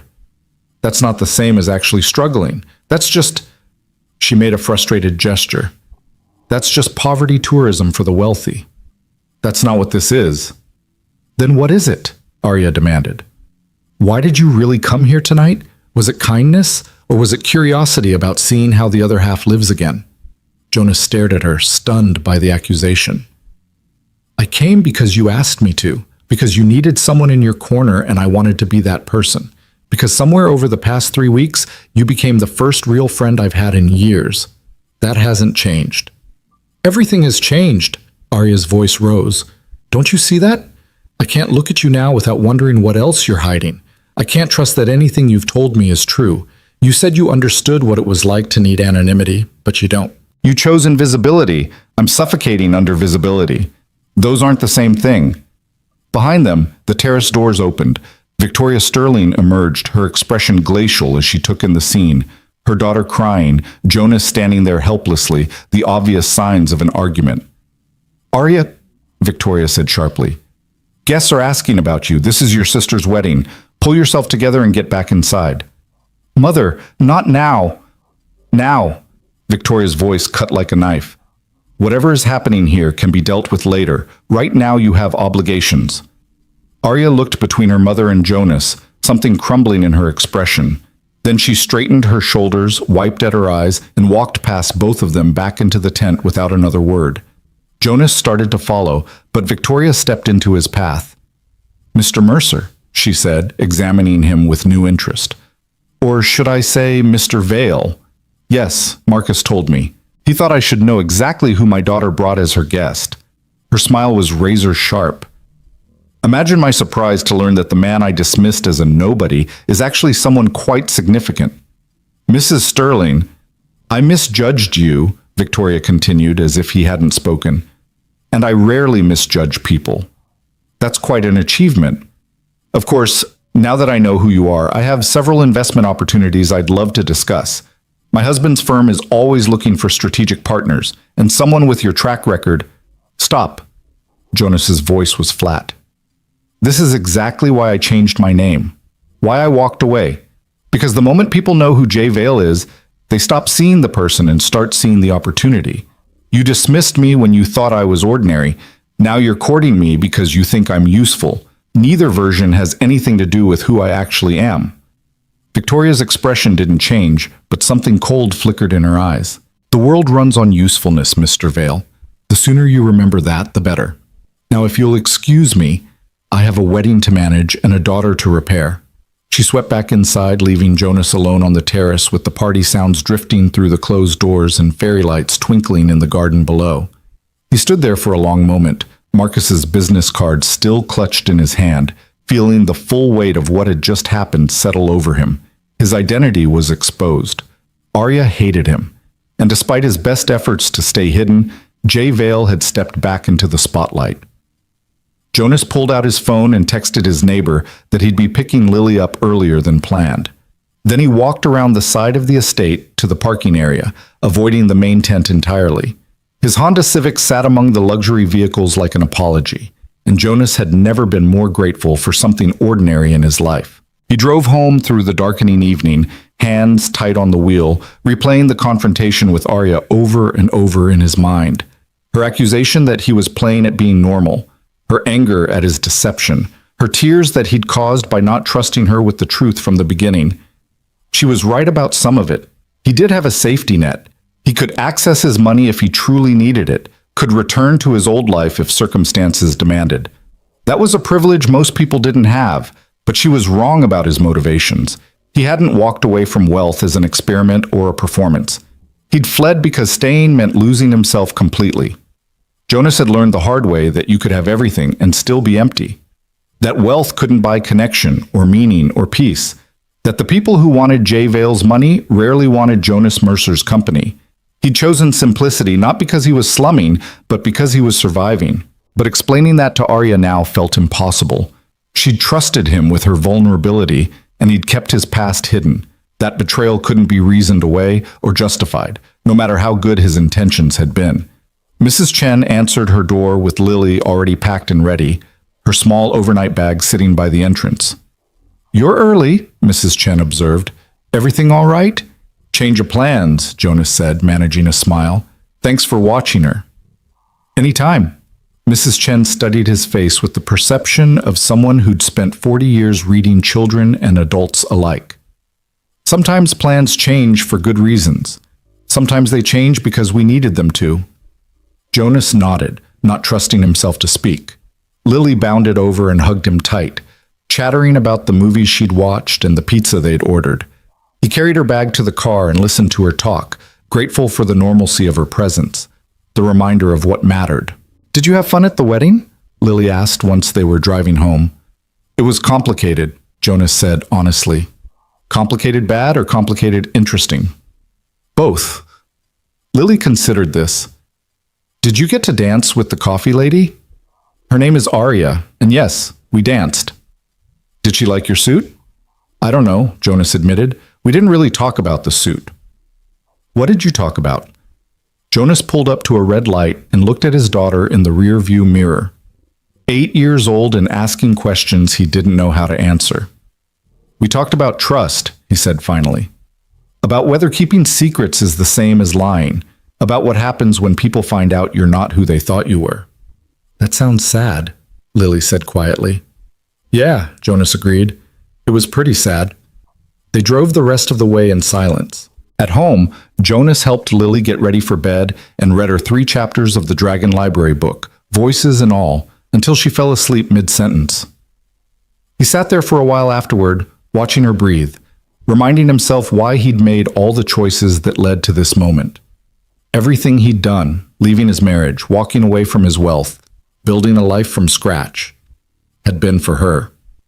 So she could grow up with a father who was present instead of powerful, who measured success in moments instead of markets, who understood that being someone's dad mattered more than being someone important. But tonight had revealed the cost of those choices. The secrets he'd kept to protect his new life had damaged the first real friendship he'd found in years. And now Jonas had to decide whether holding on to his anonymity was worth losing the one person who'd understood why he needed it. He pulled out his phone and stared at Arya's contact information. Started typing a text 3 times and deleted it each time. What could he say? "Sorry I didn't tell you I used to be someone else?" "Sorry you're angry that I have money I choose not to spend?" "Sorry that knowing my real identity changes everything between us, even though I'm still the same person who sat across from you every Tuesday and Thursday?" None of it felt adequate. Jonas set his phone aside and walked to his bedroom window. Outside, the neighborhood was quiet. Modest houses with porch lights, cars parked in driveways, the occasional dog barking. His world, the one he'd chosen, the one where Jonas Mercer was just another single dad doing his best. But Jay Vale had slipped back in, and Jonas wasn't sure he could force him back out. The next morning arrived too bright and too early. Jonas made pancakes on autopilot while Lily complained about having to go back to school tomorrow after such a short weekend. He listened and responded appropriately and tried not to check his phone every 5 minutes to see if Arya had texted. She hadn't. Monday morning, he dropped Lily at school and drove to Brew and Page's even though it was Monday, not Tuesday. The cafe was busier than usual, morning commuters grabbing coffee on their way to work. Jonas ordered his usual and sat at their table, his and Arya's, and waited. She didn't come. Tuesday at 2:30, Jonas returned. The table was empty. He waited until 3:30, drinking cold coffee and rereading the same page of his book over and over. The barista, a college student named Sarah who'd worked there for 6 months, came over during a lull. "Your friend isn't coming," she said gently. "She was here this morning, asked me to give you this if you showed up." Sarah handed him a folded piece of paper. Jonas took it with hands that weren't quite steady. Sarah retreated to give him privacy. He unfolded the note, Arya's handwriting neat and precise. Jonas, I need time to think. I'm not ready to see you yet. I know you probably think I'm overreacting, but this isn't just about the money or the name. It's about the fact that I built a friendship with someone I thought I understood, and now I don't know what was real and what wasn't. I don't know if the person I trusted still exists, or if he was just a character you were playing. I need to figure that out before we can talk again. Please respect that. Arya Jonas read the note 3 times. Then he folded it carefully and put it in his wallet, next to the business card Marcus had given him and the photo of Lily he carried everywhere. 3 things that represented 3 different versions of himself. The father, the investor, the friend.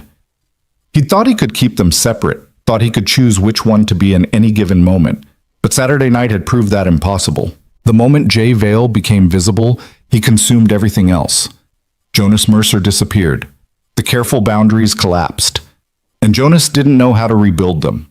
He returned to the cafe Thursday afternoon anyway, sat at their table, ordered their coffee, waited the full 45 minutes even though he knew she wouldn't come. It felt important to honor the ritual, to prove that his commitment to their friendship hadn't been conditional on anonymity. The cafe regulars noticed. The retired couple who shared scones asked if his friend was all right. The college students who studied in the corner gave him sympathetic looks. Even Sarah seemed worried, refilling his coffee without being asked. "She'll come back," Sarah said quietly during one refill. "People who matter always come back eventually." Jonas nodded but didn't believe it. He'd seen this pattern before. Once people discovered Jay Vale's identity, they either tried to use him for connections and influence, or they pulled away because the power imbalance made genuine friendship impossible. Either way, Jonas Mercer disappeared. Arya was pulling away. He couldn't blame her. He'd let her believe he was someone safe, someone ordinary, someone who understood struggling and rebuilding because he was doing it too. Then she'd discovered he was doing it by choice, not necessity. That he could stop pretending whenever he wanted. That changed everything. Friday afternoon, Jonas picked Lily up from school and took her for ice cream, something he only did for special occasions or when he needed to think. "What's wrong, Daddy?" Lily asked, around a mouthful of chocolate chip. "What makes you think something's wrong?" "You ordered vanilla. You always get coffee flavor. Vanilla means you're upset, but trying to pretend you're not." Jonas looked at his daughter, too perceptive, too aware, carrying the burden of having a father who tried to protect her from adult problems but couldn't quite hide them successfully. "You're right," he admitted. "I am upset. My friend Arya, the coffee lady, she found out something about me that I should have told her from the beginning. Now she's angry and hurt, and I don't know how to fix it." "What did she find out?" Jonas hesitated, then decided Lily deserved honesty. She'd lived through enough secrets and half-truths during the divorce. She found out I used to have a different job, that I used to be someone kind of important and well-known. I didn't tell her because I was afraid it would change how she saw me.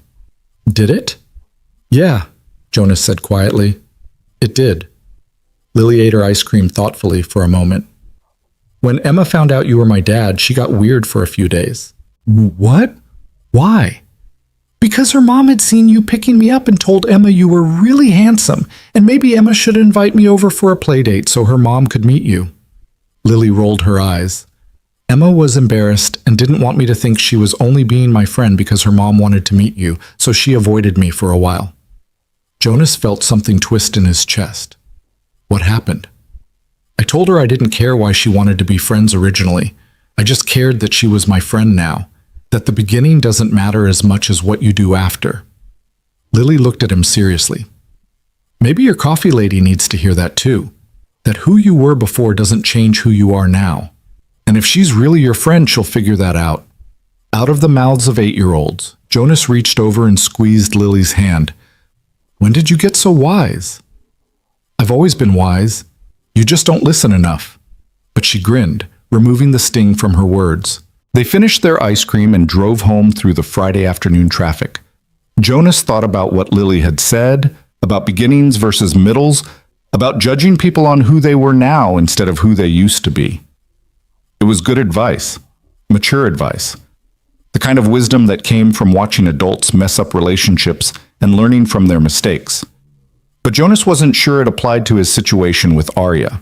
Because the problem wasn't just that he'd hidden his past. It was that his past gave him options and safety nets that fundamentally changed the nature of any struggle he claimed to understand. Arya was right about that. He was choosing simplicity.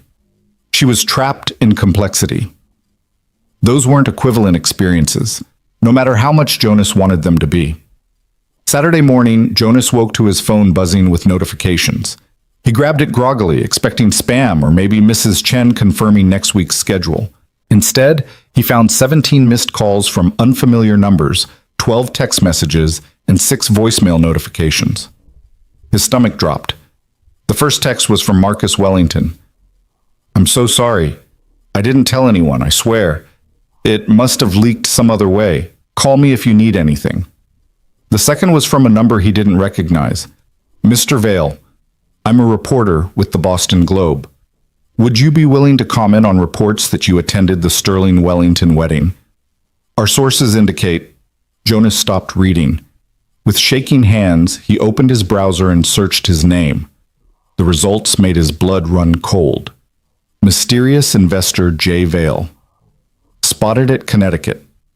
Wedding. Sterling family wedding reveals. Secret guest. Reclusive tech millionaire J. Vale. Where has J. Vale been? Anonymous investor emerges after 3-year absence. The articles were everywhere. Someone at the wedding had recognized him or overheard Marcus's conversation. Someone had taken photos. Someone had contacted the press, and now his carefully constructed anonymity was burning down around him. Jonas scrolled through article after article, each one speculating about why he was there, who he'd been with, whether his appearance signaled a return to investing. Several mentioned Arya by name, noting that he'd been seen dancing with her, sitting at her table, arriving as her guest. His phone rang again. Another unknown number. Jonas declined the call and immediately dialed his lawyer, the one person from his old life he'd stayed in contact with for situations exactly like this. "Jonas?" David answered on the first ring. "I saw the articles. Are you okay?" "No," Jonas said honestly. "David, I need you to do damage control. Release a statement that I attended as a personal guest, that I'm not returning to active investing, that my private life remains private. Whatever it takes to make this stop." "I'll handle it," David said. "But Jonas, you need to prepare yourself. The articles are already going viral in finance circles. Your name is trending on social media. People are fascinated by the ghost investor returning after 3 years. This won't die down quickly." Jonas closed his eyes. "How bad is it?" "Bad enough that you should probably avoid public places for a while. Bad enough that Lily's school might see increased attention. Bad enough that anyone associated with you is going to get scrutinized.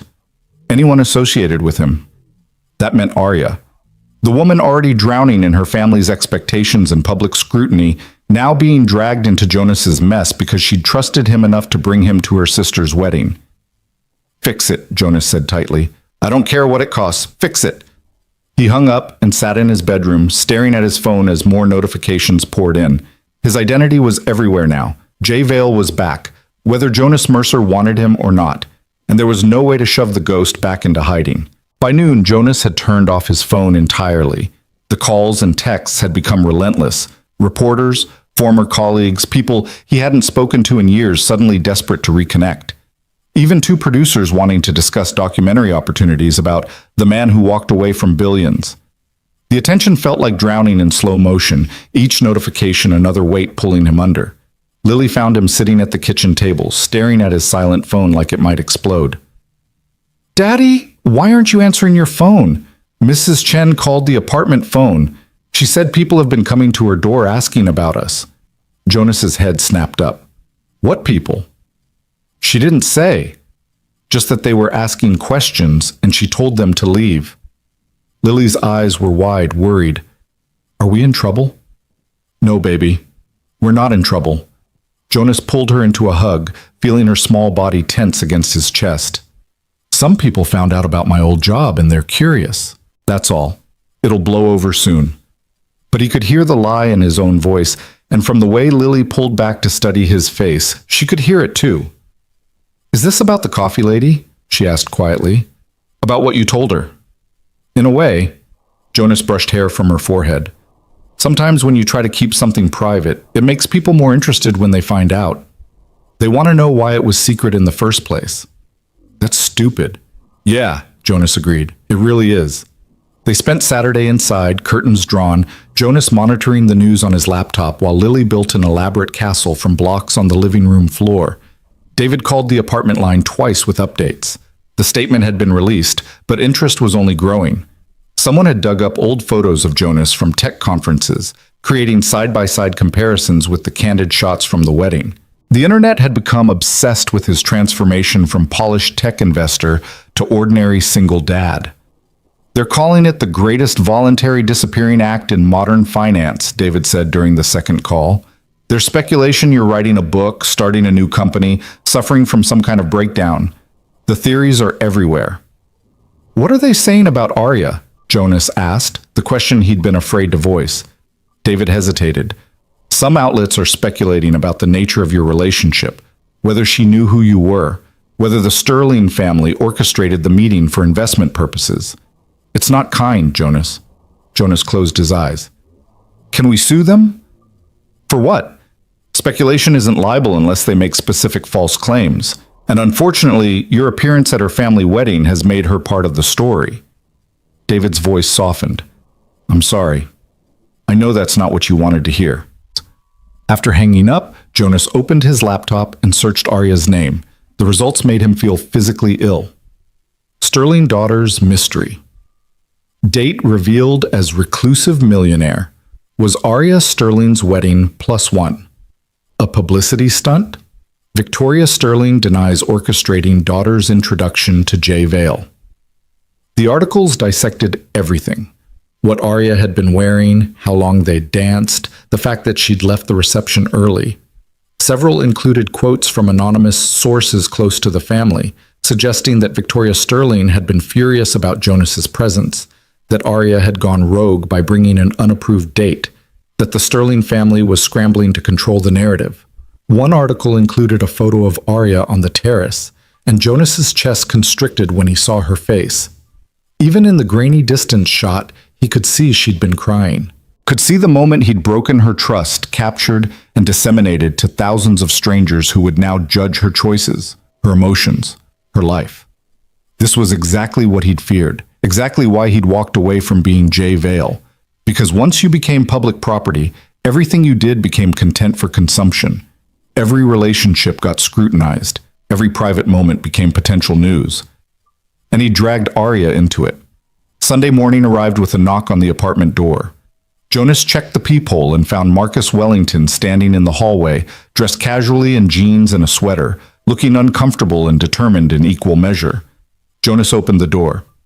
How did you find my address? I have good lawyers, Marcus said. Can I come in?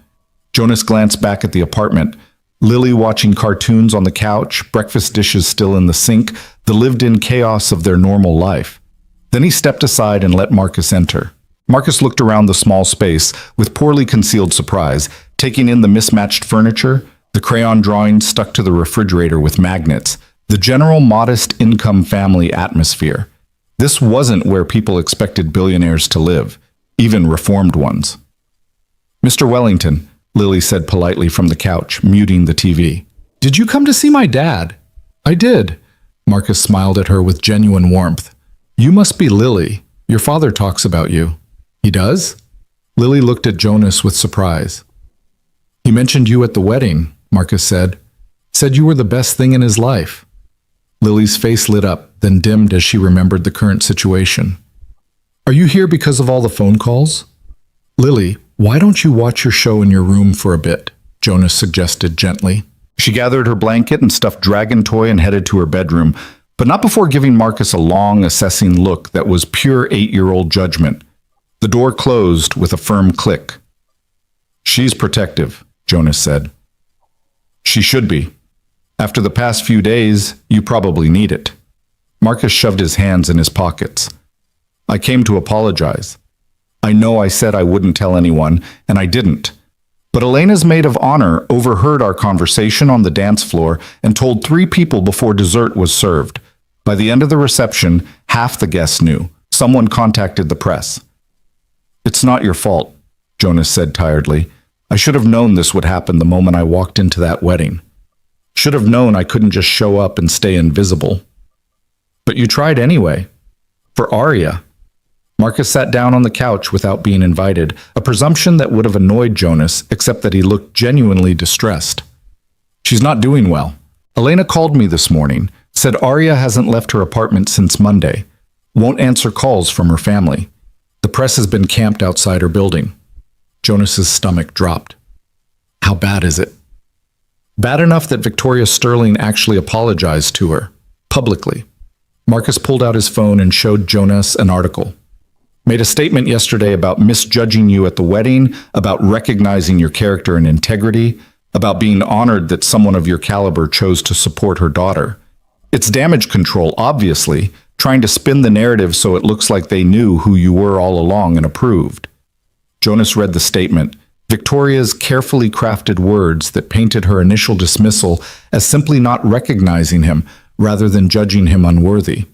The apology was designed to protect the Sterling family image, not to actually make amends. But it was still an apology, which meant Victoria Sterling had been forced to publicly admit error. That must have cost her. The thing is, Marcus continued, Arya demanded that apology. Elena said she told their mother either she apologizes for how she treated you or Arya walks away from the family entirely. No more board meetings, no more events, no more playing the dutiful daughter. Victoria apparently thought she was bluffing until Arya started packing. Jonas looked up sharply. Arya would give up her family? For someone she cared about being treated with basic respect? Apparently, yes. Marcus met his eyes. She's angry at you for not telling her the truth, but she's angrier at herself for caring about your identity once she found out. Elena said Arya keeps saying she proved you right, that knowing changed everything, and she hates that it did. Jonas sat down heavily in the armchair across from Marcus. I don't know how to fix this. Have you tried talking to her? She asked for space. She said she needed time to figure out what was real and what wasn't. Jonas rubbed his face. And maybe she's right to question it. Maybe I was playing at being ordinary. Maybe having money in reserve does make my choices fundamentally different than someone who's actually struggling. That's bullshit, Marcus said bluntly. You walked away from billions to live in a 2-bedroom apartment and raise your daughter alone. That's not playing, that's choosing. And choosing is harder than having no choice at all because it means accepting the consequences when you could have avoided them. Easy for you to say. You're not the one who lied about who they were. You didn't lie. You just didn't volunteer information that would have changed how people treated you. Marcus leaned forward. Look, I spent 5 years trying to find Jay Vale so I could thank him. Know what I discovered? He didn't want to be found. He didn't want gratitude or recognition or anything except to help without strings attached. That's rare. That's valuable. That's exactly the kind of person Arya needed in her life. Someone who saw her without wanting something from her. Until she found out I was hiding who I was, Jonas said. Then I became just another person with secrets and agendas. So prove her wrong. Marcus stood up. Prove that Jay Vale and Jonas Mercer are the same person with the same values. Prove that your friendship was real, even if the name wasn't complete. Stop hiding and show her who you actually are. All of it. No walls, no protection. That's terrifying. That's the point. Marcus headed for the door, then paused. For what it's worth, I think she'll listen. Elena says Arya's been rereading your note. What note? The one you apparently left at the cafe last week. Told the barista to give it to Arya if she came in. Arya's had it in her pocket every day since. Jonas stared at him, confused. I didn't leave a note. Then someone's lying or confused because Elena saw it. Several lines about understanding why Arya was angry and how Jonas was just trying to protect the one good thing he'd found in years. Marcus shrugged. Maybe you wrote it and forgot?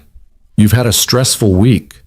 But Jonas knew he hadn't written any note, which meant either Marcus was wrong about what Elena had seen, or someone else had left a message for Arya at the cafe.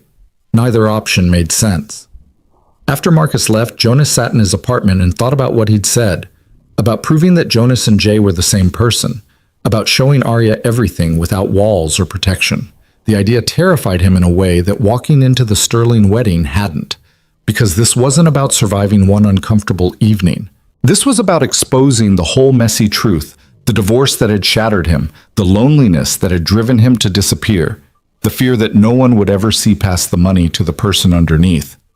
But if he wanted any chance of salvaging his friendship with Arya, he had to try. Monday morning, Jonas called David and asked him to arrange a meeting, not with lawyers or PR people, just with Arya, somewhere private, somewhere they could talk without cameras or eavesdropping guests. David promised to reach out through proper channels and call back. While Jonas waited, he did something he'd been avoiding for 3 years. He opened his laptop and pulled up the accounts he'd locked away when he'd changed his name. The investment portfolios, the trust funds, the quiet empire he'd built before walking away. He hadn't checked the balances in months, had let everything run on autopilot through automated systems and trustee oversight. The numbers were staggering. Even after setting aside funds for Lily's future and making anonymous donations to causes he cared about, Jay Vale was worth significantly more now than when he'd stopped actively investing. Money made money, especially when you already had enough to weather any market downturn. Jonas stared at the figures and felt nothing. No pride, no satisfaction, no sense of security, just the hollow recognition that this wealth, this power, was exactly what had destroyed his first marriage and corrupted every relationship he'd tried to build. Because people didn't want Jonas. They wanted access to these numbers. He closed the laptop and made lunch for Lily, determined to stay present in his actual life even while the specter of his old one loomed. They ate grilled cheese sandwiches and tomato soup, and Lily told him about the science project she was planning about bioluminescent creatures. "Did you know some jellyfish glow in the dark not to see but to confuse predators?" Lily said around a mouthful of sandwich. "They flash bright lights, and the predators get distracted and swim away." "That's a good survival strategy," Jonas said. "Emma says it's like a smoke bomb, but made of light. A light bomb." Lily considered this. "Do you wish you could do that? Flash bright lights and make all the reporters swim away?" Jonas smiled despite himself. "Every single day." "Well, you kind of did it backward. You made yourself dim so people wouldn't see you, and then someone turned the lights back on." Lily took another bite. "Maybe instead of hiding again, you should just stay bright but pick better places to glow. Like only around people who don't care about the light, just about you." Out of the mouths of 8-year-olds. Again. David called back that afternoon. "I reached out to the Sterling family's representation. Arya agreed to meet with you. Thursday afternoon, 2:30, at the place you suggested." Jonas's heart jumped. She agreed, with conditions. She wants it private, no press, no family, no witnesses, just you and her. And she wants you to come prepared to answer questions honestly without deflecting or justifying. Her words. "I can do that." "Jonas," David said carefully, "I've known you for 15 years. I watched you build an empire and then walk away from it. I watched you survive a divorce that would have broken most people. I've seen you at your strongest and your lowest. So I'm saying this as your friend, not your lawyer. Be careful. This woman matters to you. I can hear it in your voice. Don't rush this conversation trying to fix everything at once. Let her set the pace." "When did you become a relationship counselor?" "When my best client started making decisions with his heart instead of his spreadsheets," David said dryly. "It's terrifying to watch, but also kind of hopeful. Just don't screw it up." The days between Monday and Thursday crawled past with excruciating slowness. Jonas prepared for the conversation the way he used to prepare for high-stakes business negotiations, making mental lists of points to address, practicing honest answers to hard questions, reminding himself that defensiveness would only make things worse.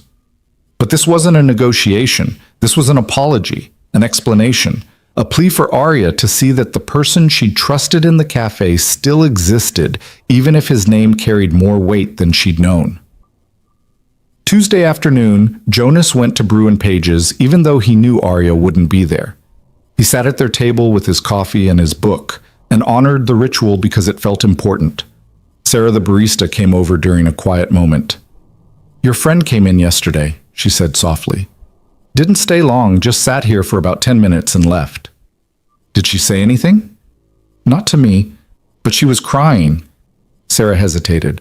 "Look, I don't know what happened between you two. And it's not my business. But I've worked here for 2 years and I've never seen anyone look at someone the way you both looked at each other, like you'd found something rare. Don't waste that because of pride or fear or whatever's keeping you apart. Jonas nodded, not trusting himself to speak. Sarah squeezed his shoulder once and went back to the counter. Wednesday. Jonas took Lily to school and then drove to the park where they used to go when they'd first moved to the neighborhood. Back when everything was new and uncertain, and Jonas had been trying to build a life from scratch with a 6-year-old who kept asking when they could go home to their old house.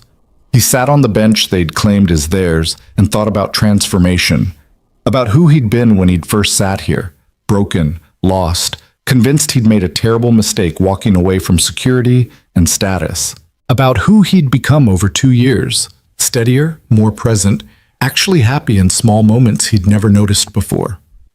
Jay Vale had been successful but miserable. Jonas Mercer was struggling but content. And somewhere between those two identities was the actual person, flawed, complicated, trying to do right by his daughter and himself, and the few people who mattered.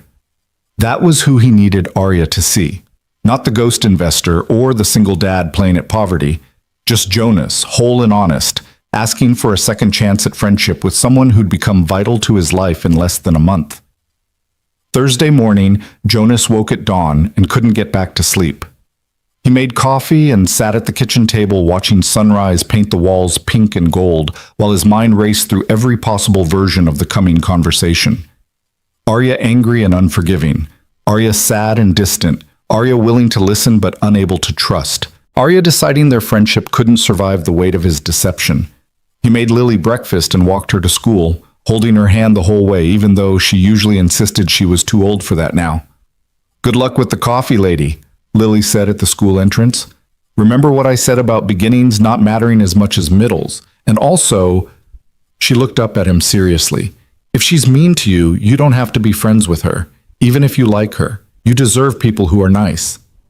Jonas crouched down to her level. "When did you become the parent here?" "I've always been the parent. You just pretend you're in charge so I don't worry." But she hugged him tight, and Jonas felt his chest constrict with love for this small person who saw through every wall he tried to build. At 2:15, Jonas parked outside Brew and Page's. The cafe looked exactly the same as always. Warm lighting, mismatched furniture, the smell of coffee and old books drifting through the propped open door. But everything felt different now. This space had been their sanctuary, their neutral ground, the place where they'd both been safe to be nobody special. Now it was the site of a reckoning. Jonas walked in at exactly 2:25. Arya sat at their table, hands wrapped around a coffee cup, staring at the Sharpie quote about reading being dreaming with open eyes. She wore jeans and an oversized sweater, her cafe clothes, not her sterling family armor, but her face looked drawn, tired, like she hadn't been sleeping. She looked up when Jonas approached, and something complicated flickered across her expression.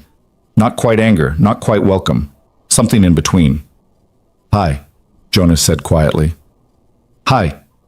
Arya gestured at the empty chair across from her. "Sit down. We need to talk." Jonas sat. The table between them felt like miles instead of inches.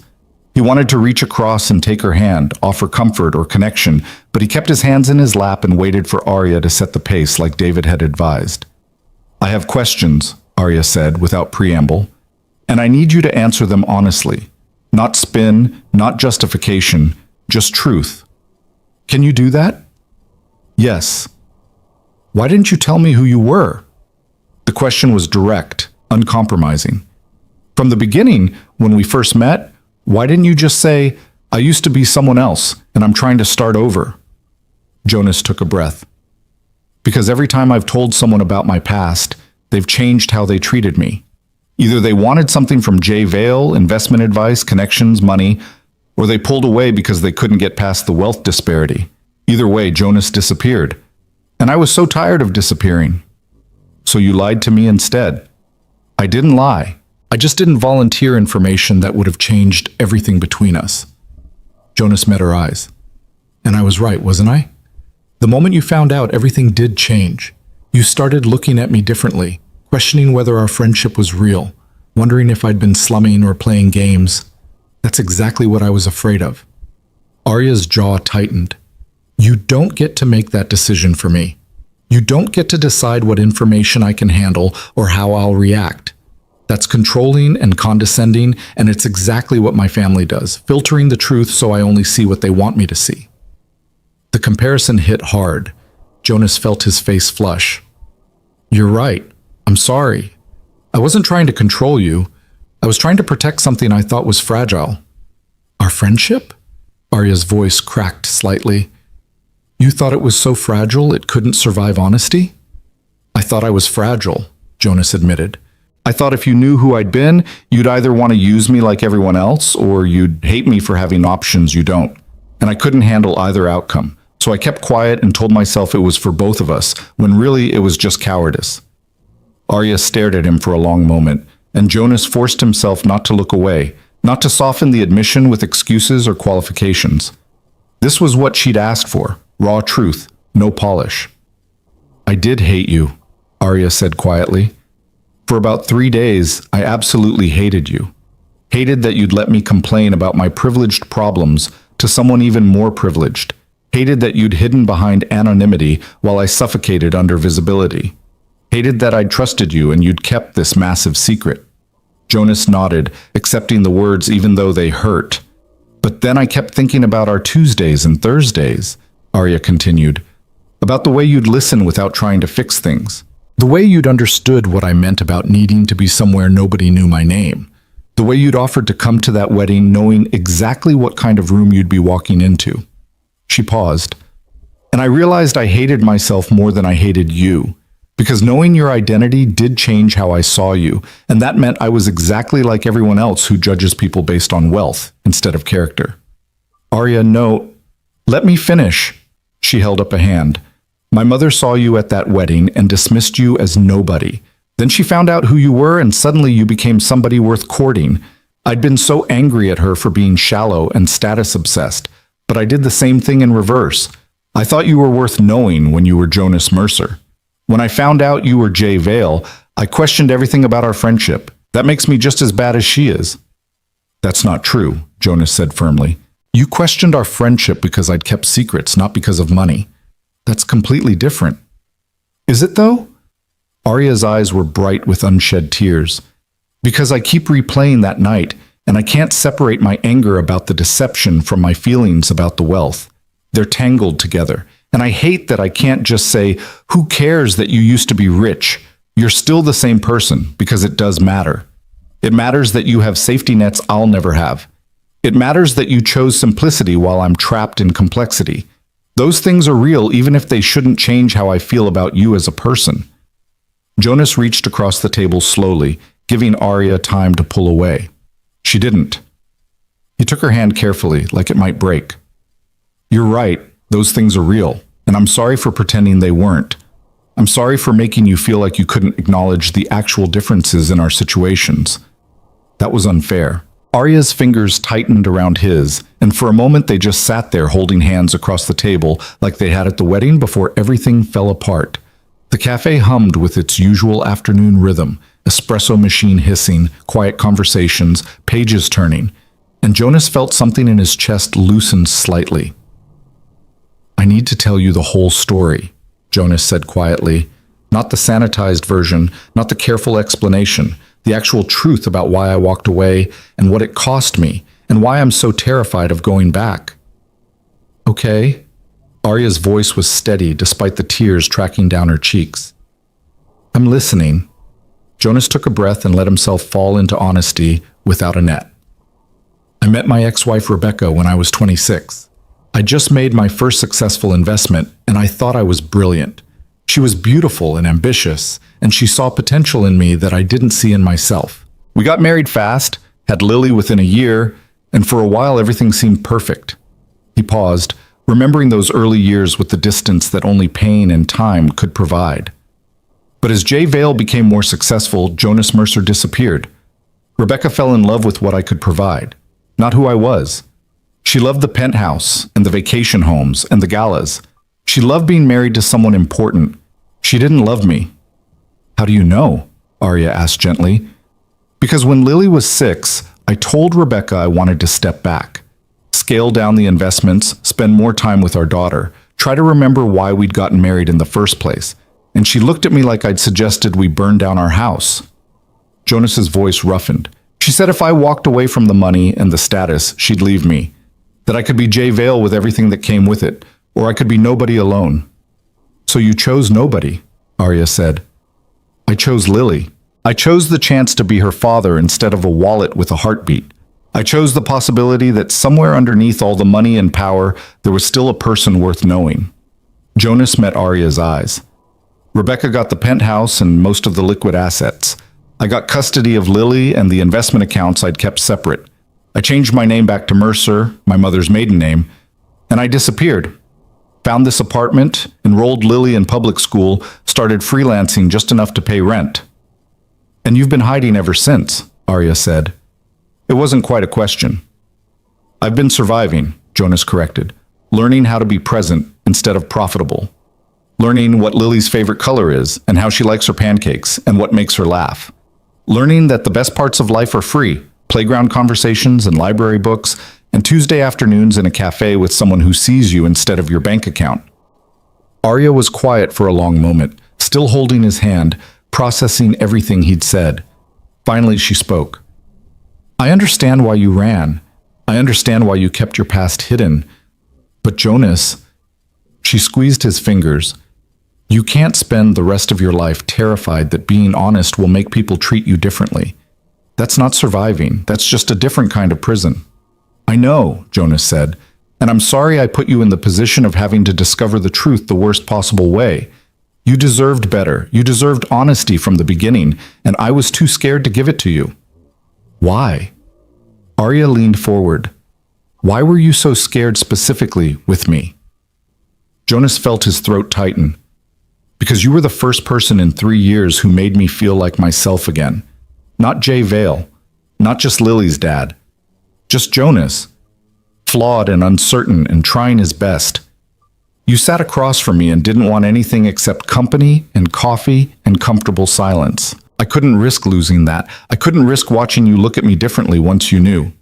But I did look at you differently, Arya said softly. That's what you were afraid of. And it happened anyway. I know. So what do we do now? The question hung between them, heavy with possibility and pain. Because I can't pretend I don't know who you were. And you can't keep pretending you're not still him, at least partly. Jay Vale and Jonas Mercer are both you. Pretending otherwise isn't honest either. Jonas nodded slowly. She was right. He'd been so focused on burying Jay Vale that he'd created a false dichotomy, as if he could only be one person or the other. But the truth was more complicated. He was both. The man who'd built an empire, and the man who'd walked away from it. The investor who'd saved companies, and the father who made pancakes for dinner. All of it was real. All of it was him. I don't know what we do now, Jonas admitted. I just know that losing you, losing this, he gestured at the table, the cafe, the space they'd created together. That would be worse than any of the exposure or judgment or media attention. You matter to me, Arya, more than anonymity, more than safety. You matter. Arya's face crumpled slightly, and she pulled her hand back to wipe at her eyes. You matter to me too. That's why this hurt so much. That's why I couldn't just dismiss it as a harmless omission.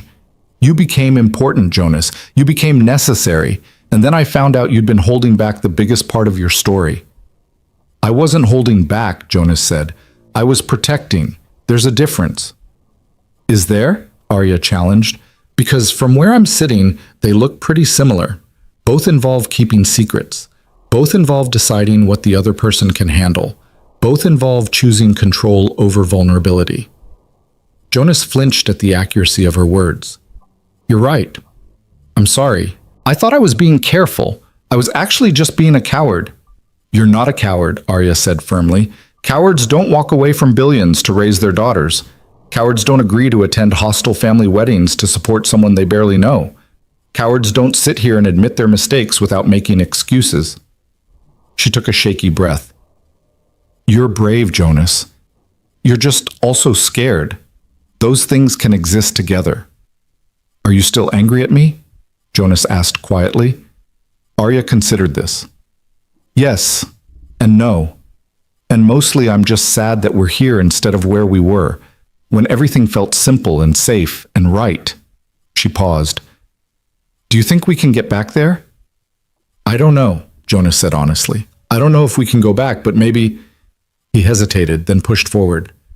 Maybe we can go forward. Build something new that includes all the truth this time. No more secrets. No more careful omissions. Just honest conversation between two people who matter to each other. That sounds terrifying, Arya said. It is terrifying, Jonas agreed. But so was showing up at your sister's wedding. So was sitting here today knowing you might tell me to leave and never come back. I'm willing to be terrified if it means having you in my life. Arya stared at him for a long moment, something shifting in her expression. Then she stood up abruptly. Come on. What? Where are we going? Outside. I need air. I need to move. I can't process this sitting still. She grabbed her coffee and headed for the door without waiting to see if Jonas would follow. He followed. Of course he followed. They walked down the street toward the small park 3 blocks from the cafe, not touching, not talking, just moving together through the autumn afternoon. Leaves crunched under their feet. The air smelled like wood smoke and approaching winter. Around them, the neighborhood went about its business. Parents pushing strollers, teenagers on skateboards, an old man walking a dog that looked older than him. Normal life. The kind Jonas had been trying to build for 2 years. The kind Arya was trying to escape from her family's world. They reached the park and sat on a bench overlooking a playground where children shrieked with joy on swings and slides. Arya watched them for a while in silence, then spoke without looking at Jonas. When I was 8, my father took me to his office for Bring Your Daughter to Work Day. I thought it would be fun, playing with desk supplies, meeting his colleagues, seeing where he spent all his time. Instead, he sat me down in his office and gave me a lecture about the importance of the Sterling name, about legacy and responsibility, and how everything we did reflected on the family. I was 8 years old, and he was already telling me that I wasn't just Arya. I was a Sterling, and that came with obligations. Jonas listened without interrupting, sensing that Arya needed to speak her own truth now. I spent my entire childhood learning that lesson, she continued, that my worth was tied to my family name, that my choices weren't just about me, they were about appearances and reputation and the family portfolio. Even college was strategic, Stanford business because that's where Sterling's went. Even my job at the family firm was predetermined. I've never made a single major life decision that was actually mine. She finally turned to look at Jonas, her eyes fierce. Except you. Meeting you, spending time with you, bringing you to that wedding, those were my choices. Mine. Not my mother's, not my father's, not the Sterling family legacies. And then I found out that even that choice was maybe influenced by who you were without me knowing it. Even my one act of rebellion might have been partially about status and connections without me realizing. No, Jonas said firmly. That's not true. You didn't know who I was. You made those choices based on who you thought I was, and you were right. Jonas Mercer is who I am. The quiet guy in the cafe who listens and makes bad jokes and understands what it's like to need anonymity. That person is real. Jay Vale's bank account doesn't change that. But it does change things, Arya insisted. Not who you are fundamentally, but the context, the options available to you, the safety nets. My mother's apology. That wasn't about you as a person. That was about Jay Vale's influence. She would never have apologized to regular Jonas Mercer. I know, Jonas said, and I hate that. I hate that Victoria Sterling only respects me now that she knows I have money and power. I hate that your family will treat me differently, that strangers will judge our friendship through the lens of net worth. I hate all of it, but... He paused, gathering courage. I can't hate the result. Your mother apologizing means you don't have to choose between me and your family. The exposure means I can't hide anymore, which is terrifying but also maybe necessary. And you knowing everything means we can build something real now instead of something based on partial truths.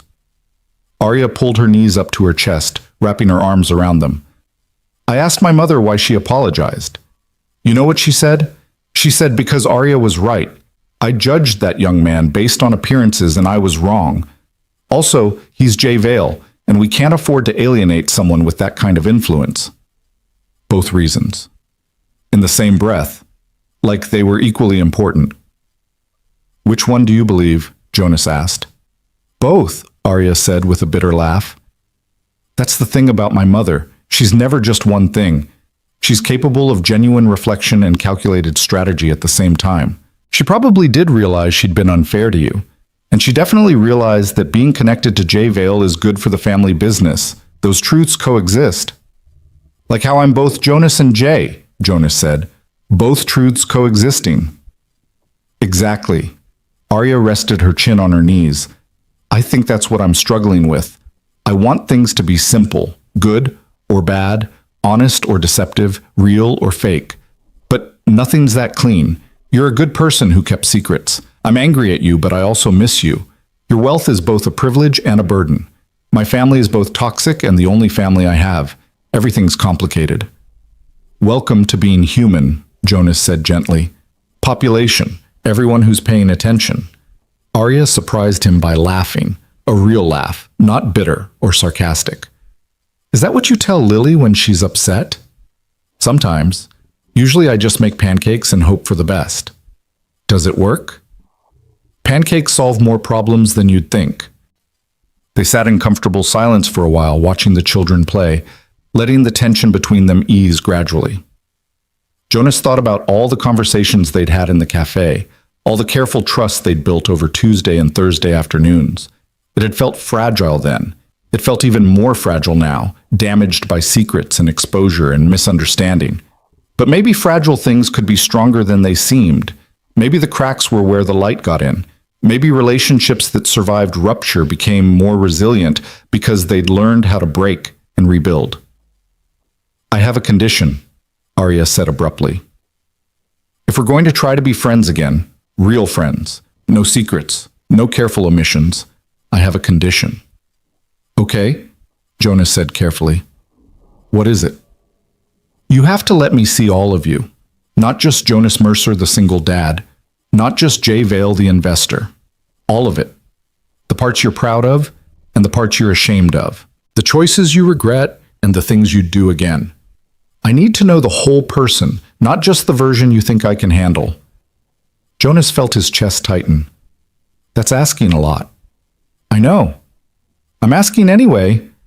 Arya turned to face him fully. Because I've spent my whole life with people who showed me edited versions of themselves. My parents, my colleagues, even Elena to some extent. Everyone performs. Everyone curates. I thought you were different. Turns out you were just better at hiding the performance. That's not fair. It's completely fair, Arya interrupted. You performed normalcy. You curated anonymity. You gave me the version of yourself you thought would be acceptable. That's still performance, Jonas. It's just a different kind. Jonas wanted to argue but couldn't. She was right. He'd been so focused on not being Jay Vale that he'd created another persona, Jonas Mercer, the humble single dad who wanted nothing except peace and pancakes. That version was true, but it wasn't complete. It was carefully constructed to avoid judgment and protect his daughter and keep people from asking too many questions. It was still a wall, just a different kind of wall. You're right, Jonas said quietly. I've been performing, not lying exactly, but definitely curating, showing you only the parts I thought you'd accept. He met her eyes. What if you see all of me and decide I'm not worth knowing? Then at least I'll have made that decision based on truth, Arya said. But Jonas, I've seen you with your daughter. I've heard how you talk about her. I've watched you sacrifice your comfort to support someone you barely knew. I've sat across from you for hours and felt safer than I've felt in years. All of that was real. So maybe there are parts of you I won't like. Maybe I'll struggle with some of your choices or judge some of your privileges. But I don't think I'll decide you're not worth knowing. I think I'll just know you better. What about you? Jonas asked. Do I get to see all of you too? That's only fair, Arya agreed. Though I should warn you, all of me includes someone who's struggling to figure out if she even wants to stay at her family's firm. Someone who lies awake at night wondering if she's wasted her entire life living someone else's plan. Someone who's angry and scared and tired of pretending to be fine when she's not. I already knew all that, Jonas said gently. You told me most of it over coffee. The difference is now we're naming it clearly instead of talking around it. Naming things makes them real, Arya said. Things were already real. We're just being honest about them now. Arya nodded slowly, something settling in her expression. Okay, we try this. Real friendship, complete honesty. No more walls or performances or carefully curated versions, just us, messy and complicated and figuring it out as we go. Just us, Jonas agreed. Messy and complicated. They shook hands solemnly, like they were sealing a contract, and then both laughed at the formality of the gesture. But something had shifted. The anger and hurt hadn't disappeared entirely, but they'd been acknowledged and examined and made room for. Now there was space to rebuild. I should warn you, Arya said as they stood to leave the park. My family's going to be insufferable now that they know who you are. My mother will try to get you to come to dinners and events. My father will want to discuss investment strategies. It's going to be exhausting. We'll handle it, Jonas said. Together. We'll set boundaries and enforce them and tell your parents no when we need to. We're good at standing up to difficult families. I've got an ex-wife who's made boundary setting an art form. How is Lily with all this? Arya asked. The exposure, the press attention, the sudden interest in your life? Confused mostly, worried about me. But she's resilient. Jonas smiled, thinking about his daughter. She told me that beginnings don't matter as much as middles. That who I was when I started isn't as important as who I'm being now. Smart kid. Terrifyingly smart. Sometimes I think she's raising me instead of the other way around. They walked back toward the cafe, falling into step beside each other naturally. The sun was starting to set, painting the sky in shades of orange and pink. The air had cooled enough that Arya wrapped her arms around herself for warmth. I miss this, she said quietly, just walking and talking, feeling like I could say anything without it being analyzed or judged or weaponized. I missed it too, Jonas admitted. These past 2 weeks without our Tuesday and Thursday meetings, it felt like something essential was missing, like I'd lost access to the one place where I could just exist. You can exist lots of places, Arya said. You just have to practice being yourself without permission. Is that what you're learning to do? Exist without permission? Trying to, Arya said. Some days are easier than others. Some days I still feel like I need my mother's approval for every decision, but then I remember how it felt to demand that apology from her. How it felt to say, treat him with respect or lose me. That was the first time in my life I'd ever drawn that kind of line with my parents. How did it feel? Jonas asked. Terrifying, liberating, like I might throw up or fly, and I wasn't sure which would happen first. Arya smiled. But I didn't back down, and my mother actually apologized. Maybe not for the right reasons entirely, but she apologized. I proved to myself that I could stand up to her. That matters. They reached Bruin Pages as the cafe was starting to transition into its evening crowd. College students settling in for study sessions, a book club gathering in the corner, the after-work regulars claiming their favorite spots. Sarah looked up from behind the counter and saw them together, and her face split into a relieved smile. Thank goodness, she said as they approached. I was starting to worry you two would never figure it out. Figure what out? Arya asked. That whatever happened between you was worth fixing. Sarah poured 2 fresh coffees without being asked. On the house. Consider it a reconciliation gift. We're not... Jonas started, then stopped. Actually, I don't know what we are. Friends? Rebuilding trust? Figuring things out? All of the above, Arya said, accepting her coffee. We're all of the above. They returned to their table.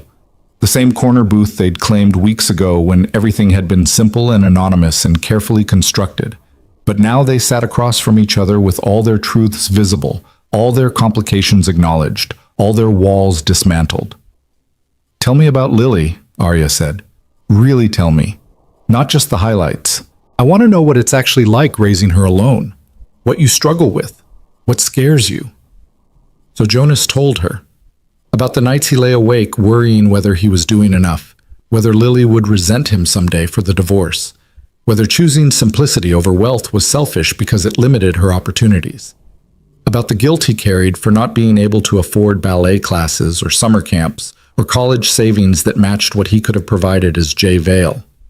About the terror he felt every time Lily got sick or sad or asked questions about her mother that he didn't know how to answer. "She's the best thing I've ever done," Jonas said. "The only part of my old life I don't regret. But raising her alone is the hardest thing I've ever attempted. Every decision feels monumental. Every mistake feels permanent. I'm constantly second-guessing whether I'm giving her enough or teaching her right or preparing her for a world that's going to judge her based on things beyond her control." "She seems pretty well adjusted from what you've described," Arya said.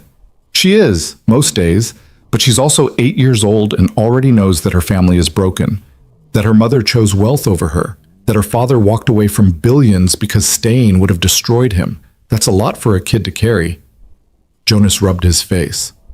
"I worry what that knowledge will do to her as she gets older, whether it'll make her cynical or wise or something in between." "For what it's worth," Arya said carefully, "I think choosing to be present for her instead of profitable for her was the right call. My parents were always present physically, but absent emotionally. They provided everything except themselves." Lily might not have ballet classes, but she has a father who knows her favorite color and makes her pancakes and actually listens when she talks. That's worth more than you probably realize. Jonas felt something tight in his chest loosen slightly. "Thank you for saying that." "I'm not just saying it, I mean it." Arya reached across the table and took his hand. "You're a good father, Jonas.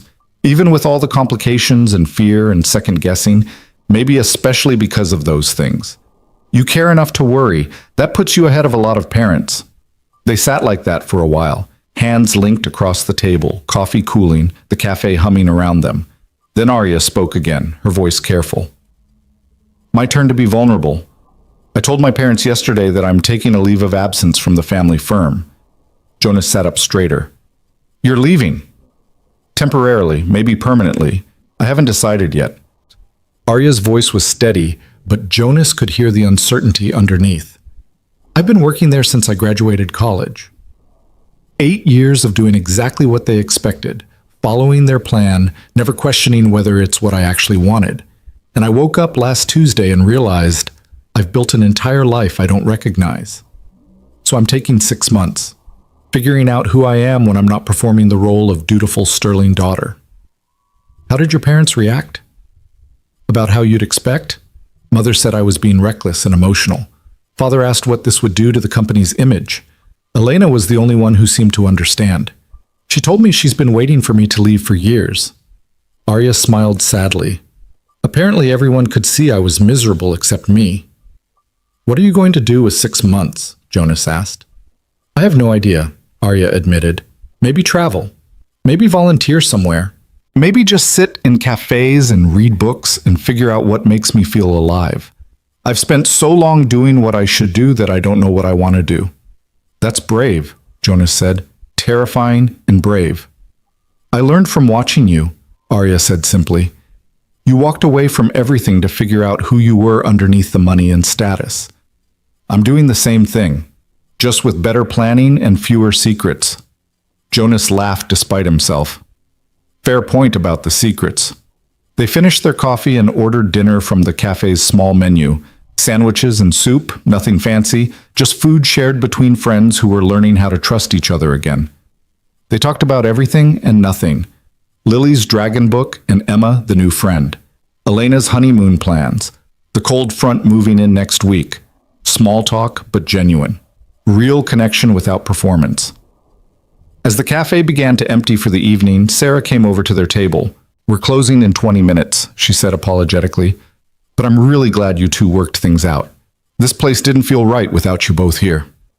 "We'll get out of your way," Jonas said, standing and leaving cash on the table for their food and a generous tip.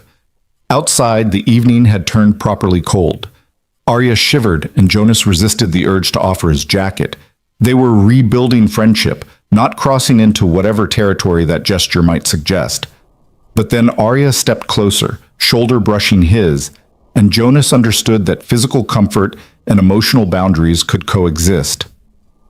"Walk me to my car?" Arya asked. "Of course." They walked the 2 blocks to where Arya had parked, neither of them in a hurry despite the cold.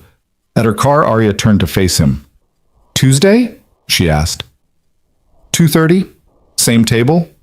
I'll be there, Jonas promised. And Jonas?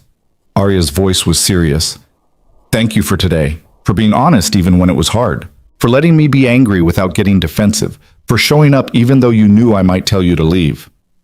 Thank you for giving me another chance, Jonas said, for seeing past the secrets to the person underneath, for being willing to rebuild instead of just walking away. Arya nodded, then surprised him by pulling him into a hug. It was brief, almost awkward, but genuine. When she pulled back, she was smiling. We're going to figure this out, she said. It won't be easy or simple or clean, but we're going to figure out how to be real friends, the kind who know everything about each other and still choose to show up. Deal, Jonas said. He watched her drive away, then walked to his own car with a lightness in his chest he hadn't felt in weeks. The exposure of his identity still terrified him. The media attention would probably continue for a while. His carefully constructed anonymity was gone, maybe permanently. But Arya knew everything now, and she'd chosen to give him another chance anyway. That had to count for something. 2 weeks later, Jonas sat at their table in Bruin Pages with a book he was actually reading instead of pretending to read. Lily was at Emma's house for a play date. A real friendship was developing there, built on shared interests in lizards and space facts instead of parental matchmaking. The press attention had started to die down as Jonas continued to refuse interviews and avoid public appearances. He was yesterday's news again, which suited him fine. The bell above the door chimed. Arya walked in wearing jeans and a sweater, her hair pulled back, looking tired but genuinely happy. She'd been taking her leave of absence seriously. Last week she'd told Jonas about volunteering at a literacy center, teaching adult immigrants to read English. She'd sounded more passionate about that work than she'd ever sounded about her job at Sterling Financial. Hi, she said, sliding into her chair. Sorry I'm late. The session ran long and I didn't want to rush out when we were in the middle of a lesson. How's it going? Jonas asked, setting his book aside. It's incredible, Arya said, her face lighting up. I'm working with this woman from Syria who's learning to read English so she can help her kids with homework. Today, she read an entire children's book by herself and she cried. And I cried and it was just... She shook her head, unable to find words. It matters. What I'm doing matters in a way the family business never did. Are you thinking of making it permanent? Jonas asked carefully. The leave of absence? Maybe, probably. I don't know yet. Arya wrapped her hands around her coffee cup, a gesture Jonas had come to recognize as her thinking pose. I had dinner with my parents last night, told them I might not come back to the firm. Mother handled it better than I expected, said if I was determined to throw away my future, at least I could do it usefully, which for her is basically a blessing. Progress, Jonas said, small progress. She still introduces me as my daughter who's taking time off like it's a temporary illness. But she's not actively sabotaging my choices, which is more than I hoped for. They fell into their familiar rhythm, coffee and conversation, comfortable silences, the easy intimacy of two people who'd learned how to be honest with each other. Sarah brought them refills without being asked. The cafe regulars nodded greetings. Everything felt both exactly the same as 3 months ago and completely different. I have something to tell you, Jonas said during one of the quiet moments. Something I've been thinking about for a while. Arya looked up, immediately alert. Good something or bad something? Neither. Both. Complicated something. Jonas took a breath. I've been talking with Marcus Wellington. Remember how he gave me his card at the wedding? We've been meeting for coffee, discussing what it means to use wealth responsibly. And I've decided... He paused, gathering courage. I've decided to start investing again. Not as Jay Vale, as Jonas Mercer. Small investments in companies that align with my values. Businesses that prioritize people over profits, sustainability over quarterly earnings, community impact over shareholder returns. Arya was quiet for a moment, processing. That's a big decision. What changed? You did, Jonas said simply. Watching you walk away from your family's expectations and choose something that actually mattered, it made me realize I was still hiding, not from the press or the attention, but from using my resources to make a difference. I walked away from wealth because I hated what it did to me. But money itself isn't the problem. It's how you use it and who you become because of it. So you're becoming Jay Vale again? There was no judgment in Arya's voice, just curiosity. No, I'm integrating both parts. Being Jonas Mercer, who happens to have significant resources and chooses to use them intentionally. Not hiding, not performing, just existing as a whole person instead of fragmenting myself into acceptable pieces. Arya smiled, and something in her expression was proud. That's growth. Real growth. I'm happy for you. It's terrifying, Jonas admitted. I'm going to have to be more public. People will want things from me again. The attention will increase. But Lily and I talked about it, and she said... He laughed softly, remembering the conversation. She said, if you can help people and you don't because you're afraid of being noticed, that's just being selfish with extra steps. 8 years old, and she's calling me out on my avoidance. Wise beyond her years, Arya said. When do I get to meet her properly? Not just hearing about her, actually meeting her. Jonas felt something warm bloom in his chest. Are you sure? Meeting Lily it's significant. It means you're not just my friend. You're part of our lives. Part of what we're building. I know, Arya said softly. I'm sure.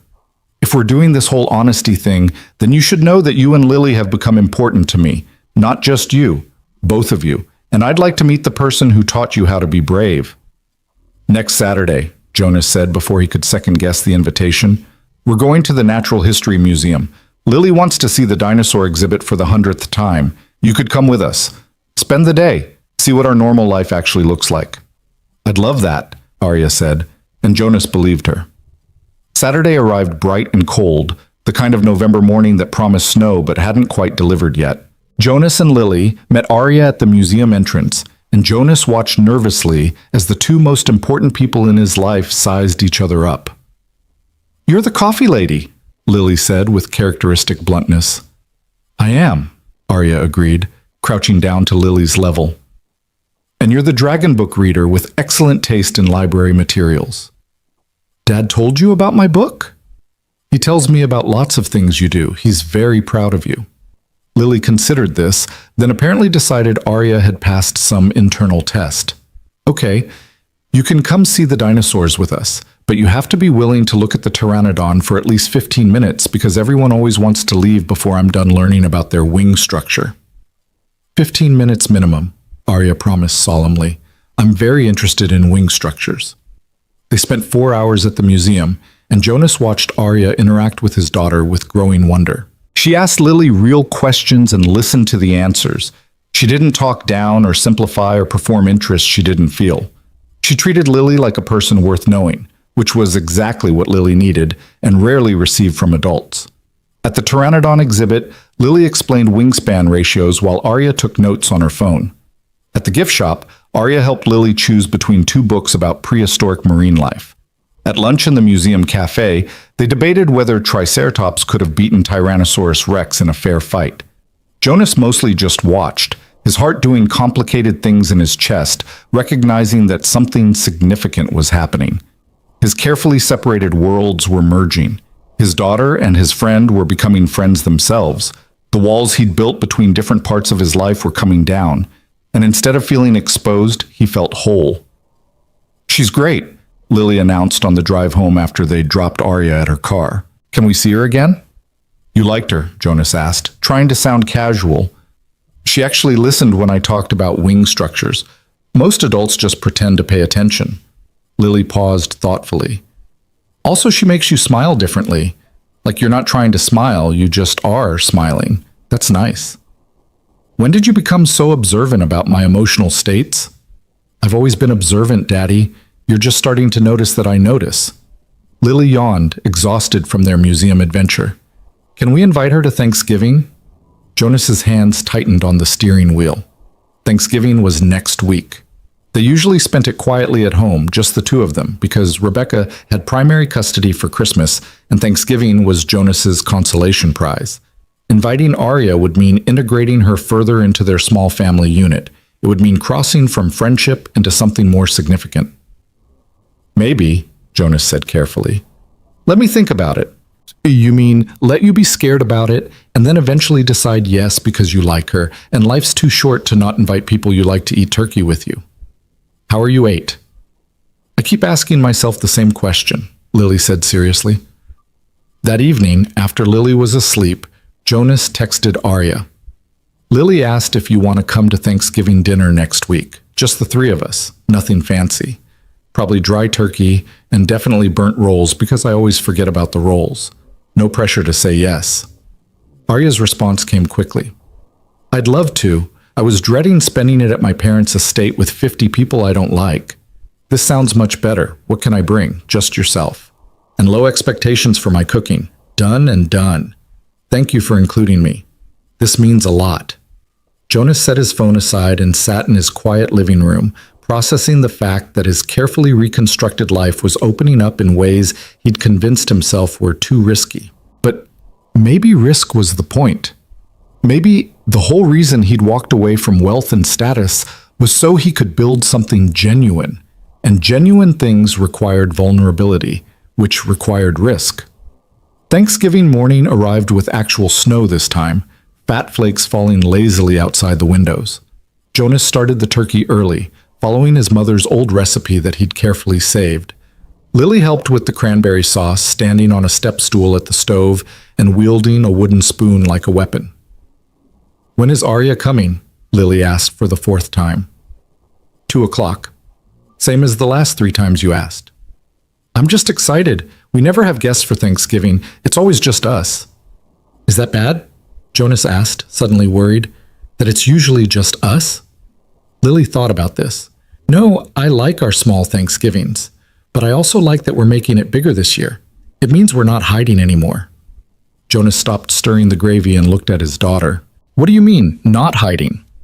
You've been hiding since we left Mom, Lily said matter-of-factly. Not in a bad way, in a protecting us way, but hiding still. Now you're letting someone in. That means you're not scared anymore. Or you're still scared but doing it anyway, which is braver. Jonas crouched down to Lily's level. You know I'm doing my best, right? That sometimes I get things wrong, but I'm always trying to do what's right for us? I know, Daddy. Lily hugged him tight, getting cranberry sauce on his shirt. You're doing great. I just want you to be happy. You seem happy when Arya's around, so I'm glad she's coming to Thanksgiving. Arya arrived at exactly 2 o'clock, carrying a pumpkin pie from the bakery down the street and wearing jeans and a sweater instead of anything fancy. She looked nervous, which somehow made Jonas feel better about his own nerves. Welcome to our humble Thanksgiving, Jonas said, taking the pie. Fair warning, the turkey might be dry, the rolls are definitely burnt, and Lily's already asked me 6 times when you'd get here. 5 times, Lily called from the living room. Get your facts right, Dad. 5 times, Jonas corrected with a smile. They ate dinner at the small table in Jonas's dining area, the 3 of them crowded together, passing dishes and telling stories and laughing at Jonas's burnt rolls. Arya fit into their rhythm, like she'd always been there. She complimented Lily's cranberry sauce.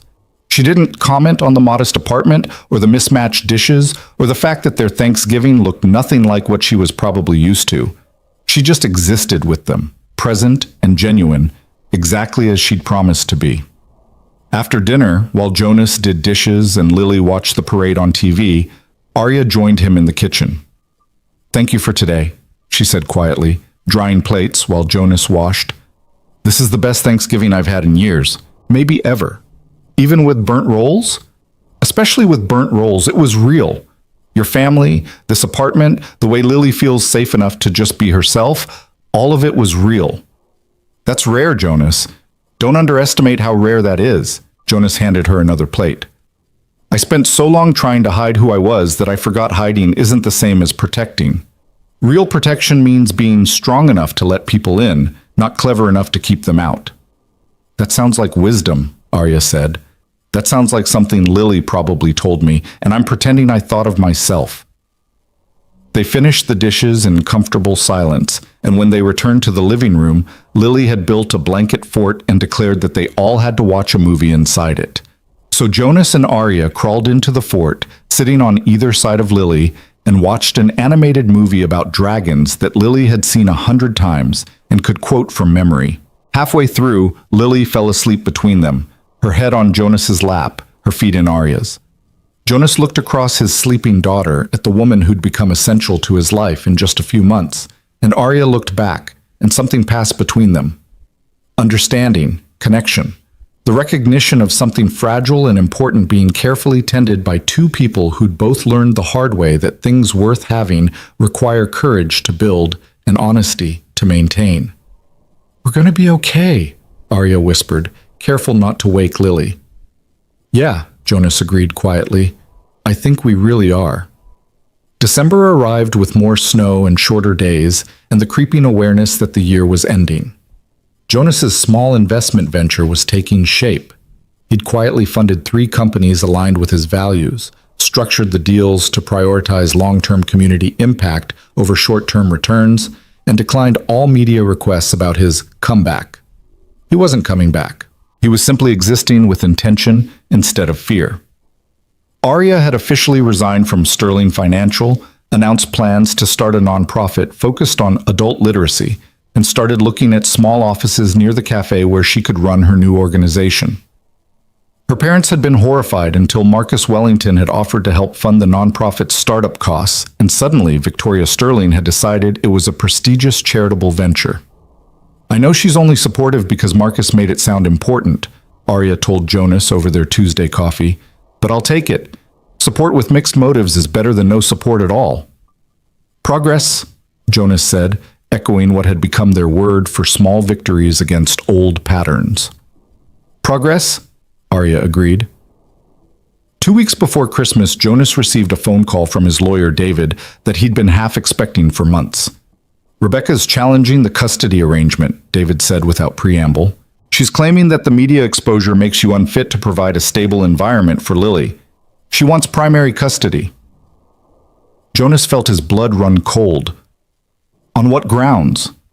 That returning to public life as Jay Vale puts Lily at risk of unwanted attention and scrutiny. That you can't provide the same resources she can. That your voluntary poverty, her lawyer's words, is a form of neglect. David's voice was grim. "It's garbage, Jonas. But it's garbage we have to take seriously. She's got expensive lawyers and a good narrative about protecting her daughter from her father's midlife crisis." "What do I do?" Jonas asked, his voice steady despite the panic rising in his chest. "You document everything. You show that Lily is thriving in your care. You demonstrate that your choices are deliberate and in her best interest, not reckless or negligent. And you prepare for a fight, because Rebecca's not going to back down easily." Jonas hung up and sat in his apartment, staring at nothing, feeling the familiar terror of potentially losing his daughter, the one person who made all his choices worthwhile. He'd walked away from wealth to be present for Lily. He'd rebuilt his entire life around giving her stability and love and attention. And now Rebecca, who called once a month and had missed the last 3 birthdays, wanted to take her away. He called Arya. She answered on the first ring. "What's wrong?" she asked immediately. "You never call during the day." Jonas told her everything. About Rebecca's challenge, about the custody hearing, about the fear that his choice to start investing again had given his ex-wife ammunition to claim he was unstable. By the time he finished, his voice was shaking. "I can't lose her, Arya. She's everything. If Rebecca takes her, if she grows up in that world where love is conditional and worth is measured in dollars..." He couldn't finish the sentence. "You're not going to lose her," Arya said firmly. "We're going to fight this, together. I know lawyers. I know how to document care and stability. I know how to build a case. And Jonas, Lily loves you. That's obvious to anyone who spends 5 minutes with you both. No judge is going to take her from a loving parent and give her to someone who's been absent for years." "You don't know that." "I do know that," Arya insisted. "And I also know that you're not alone in this. You have friends, you have resources, you have a community of people who see what kind of father you are. We're going to show that court exactly what Rebecca's trying to take away, and they're not going to let her do it." Jonas felt something in his chest loosen slightly. "You'd help me with this? Even though it's messy and complicated and probably going to take months?" "Of course I'm going to help you with this," Arya said, and she sounded almost offended that he'd questioned it. "That's what friends do. That's what people who matter to each other do. They show up when it's hard. They stand together when it's scary. They fight for the things that are worth protecting. I don't know how to thank you. You don't thank me. You just trust me. Trust us. Trust that this thing we've built is strong enough to handle this. Arya paused. I'm coming over, right now. We're going to start building your case, and we're going to do it together. She arrived within the hour, laptop and notebooks and determination radiating from her like heat. They spent the evening documenting everything: Lily's grades, her friendships, her happiness, Jonas's involvement in her school, the stability of their life together. They built a timeline of Rebecca's absence, her missed commitments, her periodic interest in parenting that coincided with tax season when dependent deductions mattered. It was painful work, cataloging his marriage's failure and his ex-wife's shortcomings. But Arya sat beside him through all of it, asking questions, taking notes, being the steady presence he needed to keep moving forward. At 8 o'clock, Lily came out of her room where she'd been reading and sat down at the table with them. Are you worried about Mom trying to take me away? She asked directly. Jonas and Arya exchanged glances. There was no point in lying. Lily had probably heard his phone call and definitely sensed the tension. Yes, Jonas admitted, I'm worried, but we're working on making sure that doesn't happen. Good, Lily said, because I don't want to live with Mom. I want to stay here with you, with our home and our life and our Tuesday-Thursday cafe friend who comes to Thanksgiving. You might have to tell that to a judge, Jonas said carefully. If this goes to court, they'll ask you where you want to live. You don't have to decide right now. I already decided, Lily interrupted. I decided 2 years ago when we left. I decided every day since when you make me breakfast and ask about school and actually listen to my answers. I decided when you came to my science fair even though you had to miss work. I decided when you learned about wing structures because I cared about them. Mom gives me stuff. You give me you. That's better. Jonas felt his eyes sting with tears. He pulled Lily into a hug and held her tight, while Arya looked away politely, giving them their moment. We're going to fight this, Jonas promised, and we're going to win. And our life, this life, the one we built together, that's going to stay exactly as it is. Okay, Daddy. Lily pulled back and looked at Arya. You're helping us, right? Every step of the way, Arya promised. Good. Because you're part of our family now. Families protect each other. The custody hearing was scheduled for mid-January, giving them 6 weeks to prepare. Jonas spent those weeks documenting everything, gathering testimony from Lily's teachers and pediatrician and Mrs. Chen, the neighbor, who watched her sometimes. Marcus Wellington wrote a character reference describing Jonas's integrity and dedication. Even Sarah from the cafe wrote a letter describing how Jonas's commitment to routine and stability had made him a fixture in their community. Arya coordinated everything, built the case like she was running a military campaign, refused to let Jonas spiral into despair during the hard moments. She showed up. Every day, sometimes literally, sometimes just through texts reminding him to eat or sleep or take breaks from preparation. She stood beside him when everything felt impossible, exactly like she'd promised. Christmas came and went quietly, Jonas and Lily making cookies and watching movies and pretending everything was normal. Rebecca called Lily on Christmas morning for exactly 7 minutes before making excuses about a lunch reservation. Lily hung up and immediately asked Jonas if they could make hot chocolate, and Jonas understood that his daughter had already chosen her family. The hearing arrived on a gray January morning. Jonas wore his navy suit from the wedding, Arya beside him in professional clothes that made her look every inch the sterling daughter, despite her having walked away from that world. Lily stayed with Mrs. Chen. She wouldn't have to testify unless the judge requested it, which Jonas desperately hoped wouldn't happen. Rebecca appeared with 3 lawyers, all expensive suits and calculated confidence. She looked exactly like Jonas remembered, beautiful, polished, every hair in place. She looked at him across the courtroom, and something cold flickered in her eyes. She'd expected him to back down, to settle, to accept whatever terms she offered rather than fight publicly. She'd underestimated how much he loved his daughter. The hearing took 4 hours.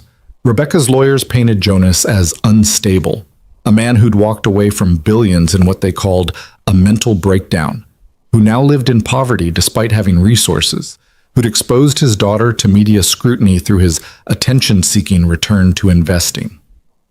They implied that Jonas's friendship with Arya was inappropriate, suggested that his choices were reckless, argued that Lily deserved the stability and resources only Rebecca could provide. Jonas's lawyer countered with documentation of Rebecca's absence, testimony from people who saw Jonas's daily dedication, evidence of Lily's thriving in his care.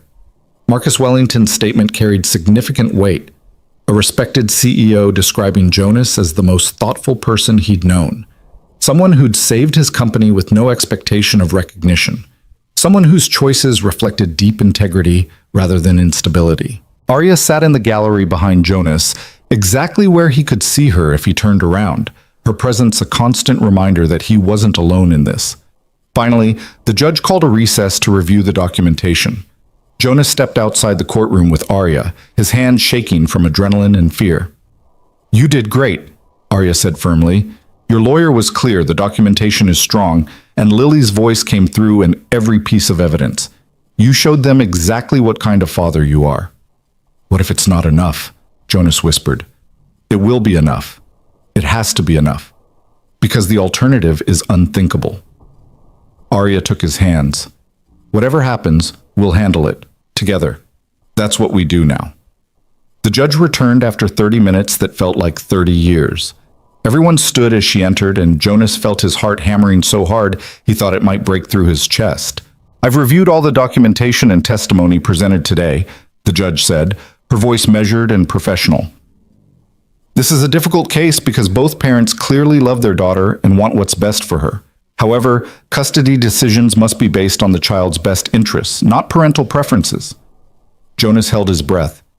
"Mr. Mercer, your life choices may seem unconventional to some. Walking away from significant wealth, choosing a modest lifestyle despite having resources, returning to public investing after years of privacy, these decisions raise questions.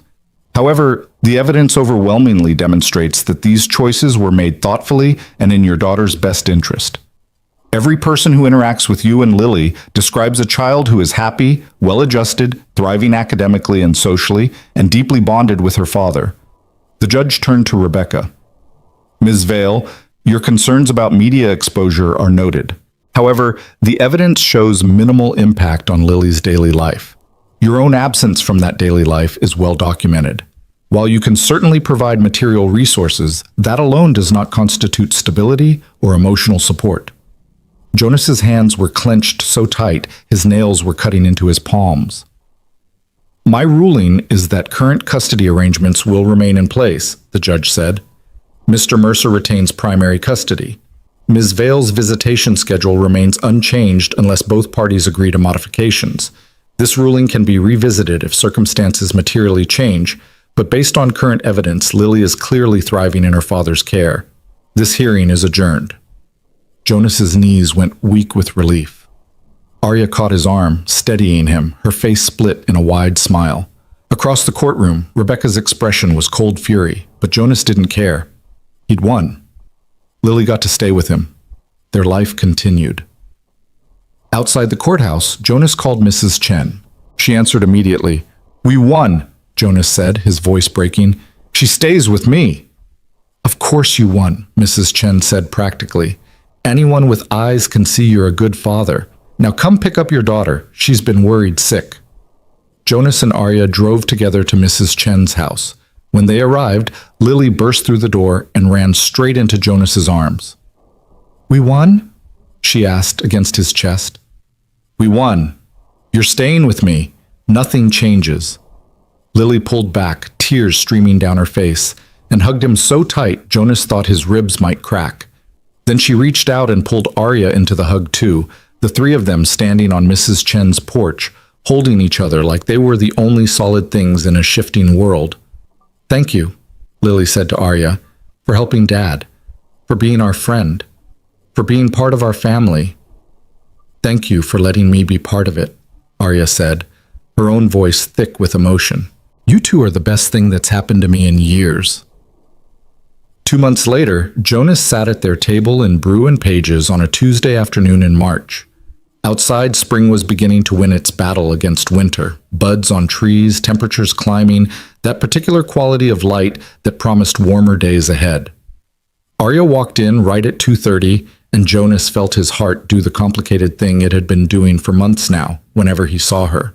Friendship had somehow shifted into something more, had grown roots deeper than either of them had planned, had become essential in ways that went beyond companionship. She sat across from him with coffee and that smile that meant she had news. "The nonprofit is officially registered," Arya said. "We have our 501c3 status, our first grant funding, and enough volunteers to start 3 adult literacy programs next month.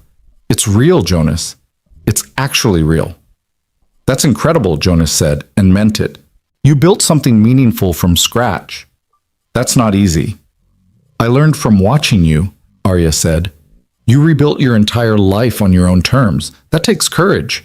I just needed someone to show me it was possible."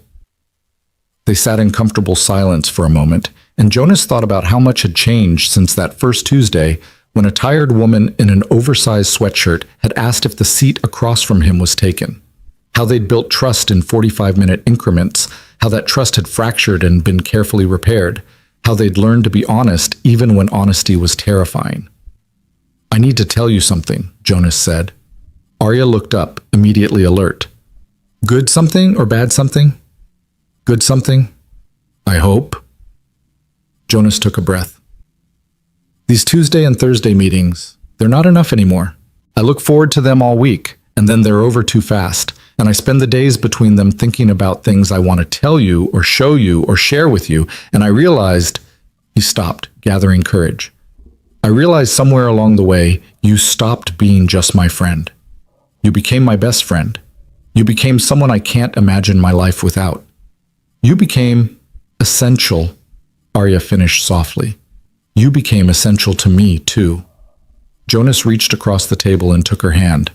"So I'm asking, carefully, because I don't want to ruin what we have, but also honestly because we promise no more walls. Would you want to try being more than friends? Would you want to build something together that includes all the Tuesday-Thursday meetings, but also weekends and holidays and just regular life? Would you want to be part of what Lily and I have built here?" Arya's eyes were bright with tears. "I've been wanting to ask you the same thing for months. I was terrified because what if I was reading things wrong? What if you just wanted friendship? What if pushing for more meant losing everything?" "So we've both been scared," Jonas said with a soft laugh. "So we've both been scared," Arya agreed. "But you know what? We've been scared before, and we survived it. We can be scared about this too, and survive it. We can build something real and messy and complicated and worth the risk." "Is that a yes?" "That's the most definite yes I've ever given to anything." Arya squeezed his hand. "Yes to more than friendship. Yes to building something together. Yes to being part of your and Lily's life in whatever way makes sense. Yes to all of it." Jonas stood up, walked around the table, and pulled Arya into a hug right there in the middle of the cafe. Sarah saw them and actually cheered from behind the counter. The college students in the corner looked up and smiled. The retired couple sharing a scone gave them a knowing nod. "Finally," Sarah called. "I've been waiting for you two to figure this out for months." Jonas and Arya pulled apart, both laughing and crying and feeling exactly like people do when something fragile becomes solid, when something possible becomes real, when something worth protecting is finally being built with intention and honesty and no walls left between. That evening, Jonas picked Lily up from school and told her about the conversation with Arya. She listened carefully, then grinned. "Does this mean she's coming to more dinners? Because her cooking is better than yours, no offense." "Lots of offense taken," Jonas said. "But yes, probably more dinners." "Good. I like her. She makes you happy, and she actually listens when I talk about wing structures." Lily paused. "Also, I think you should know that Emma's mom asked if you were dating anyone because she thinks you're handsome, and Emma told her you were already in love with the coffee lady. So basically, my entire second grade class has been rooting for you." "I'm going to pretend I didn't hear that," Jonas said. "Coward," Lily said cheerfully. 6 months later, on a Tuesday afternoon in late September, Jonas and Arya sat at their table in Brew and Pages exactly like they had 100 times before, except now they held hands openly instead of secretly under the table. Now they kissed goodbye when one of them left. Now they made plans that extended beyond just the next meeting. Lily was starting third grade and had decided she wanted to study marine biology. Arya's nonprofit had expanded to 5 locations and was being profiled in the State Education Journal. Jonas's investment portfolio included 12 companies and had started attracting attention from other investors who wanted to prioritize impact over returns. Everything had changed. Everything was exactly the same. They still met Tuesdays and Thursdays at 2:30, still sat at the same table, still ordered the same coffee, still honored the ritual that had started everything. "I have something for you," Arya said, reaching into her bag. She pulled out a small wrapped package and handed it across the table. Jonas opened it carefully. Inside was a framed photo, one he'd never seen before. It showed their table at the cafe, empty except for 2 coffee cups, afternoon light streaming through the window, the reading quote visible on the brick wall behind the chairs. "Sarah took it months ago," Arya explained, "before the wedding, before everything fell apart, before we learned how to be honest with each other. She said she'd never seen 2 people look more like they'd found home in an unexpected place. I wanted you to have it, a reminder of where we started." Jonas stared at the photo, at the simple composition that somehow captured everything they'd built. "It's perfect." "We're perfect," Arya corrected, "not in the everything's easy way, in the everything's worth fighting for way, in the we've survived hard things and chose each other anyway way." "That's the best kind of perfect," Jonas said. They sat there as the afternoon light shifted and the cafe filled and emptied and filled again. 2 people who'd needed to hide had found each other in a bookstore cafe and had built something real out of coffee and honesty and the courage to be fully known. 2 people who'd been performing different versions of themselves had learned how to exist without walls. 2 people who'd been running from their pasts had figured out how to walk forward into futures they were building together. No more secrets, no more walls, no more pretending. Just Jonas and Arya, choosing each other completely, right where they started. In a corner booth at Bruin Pages, where reading is dreaming with open eyes, and where 2 people had finally woken up to something real.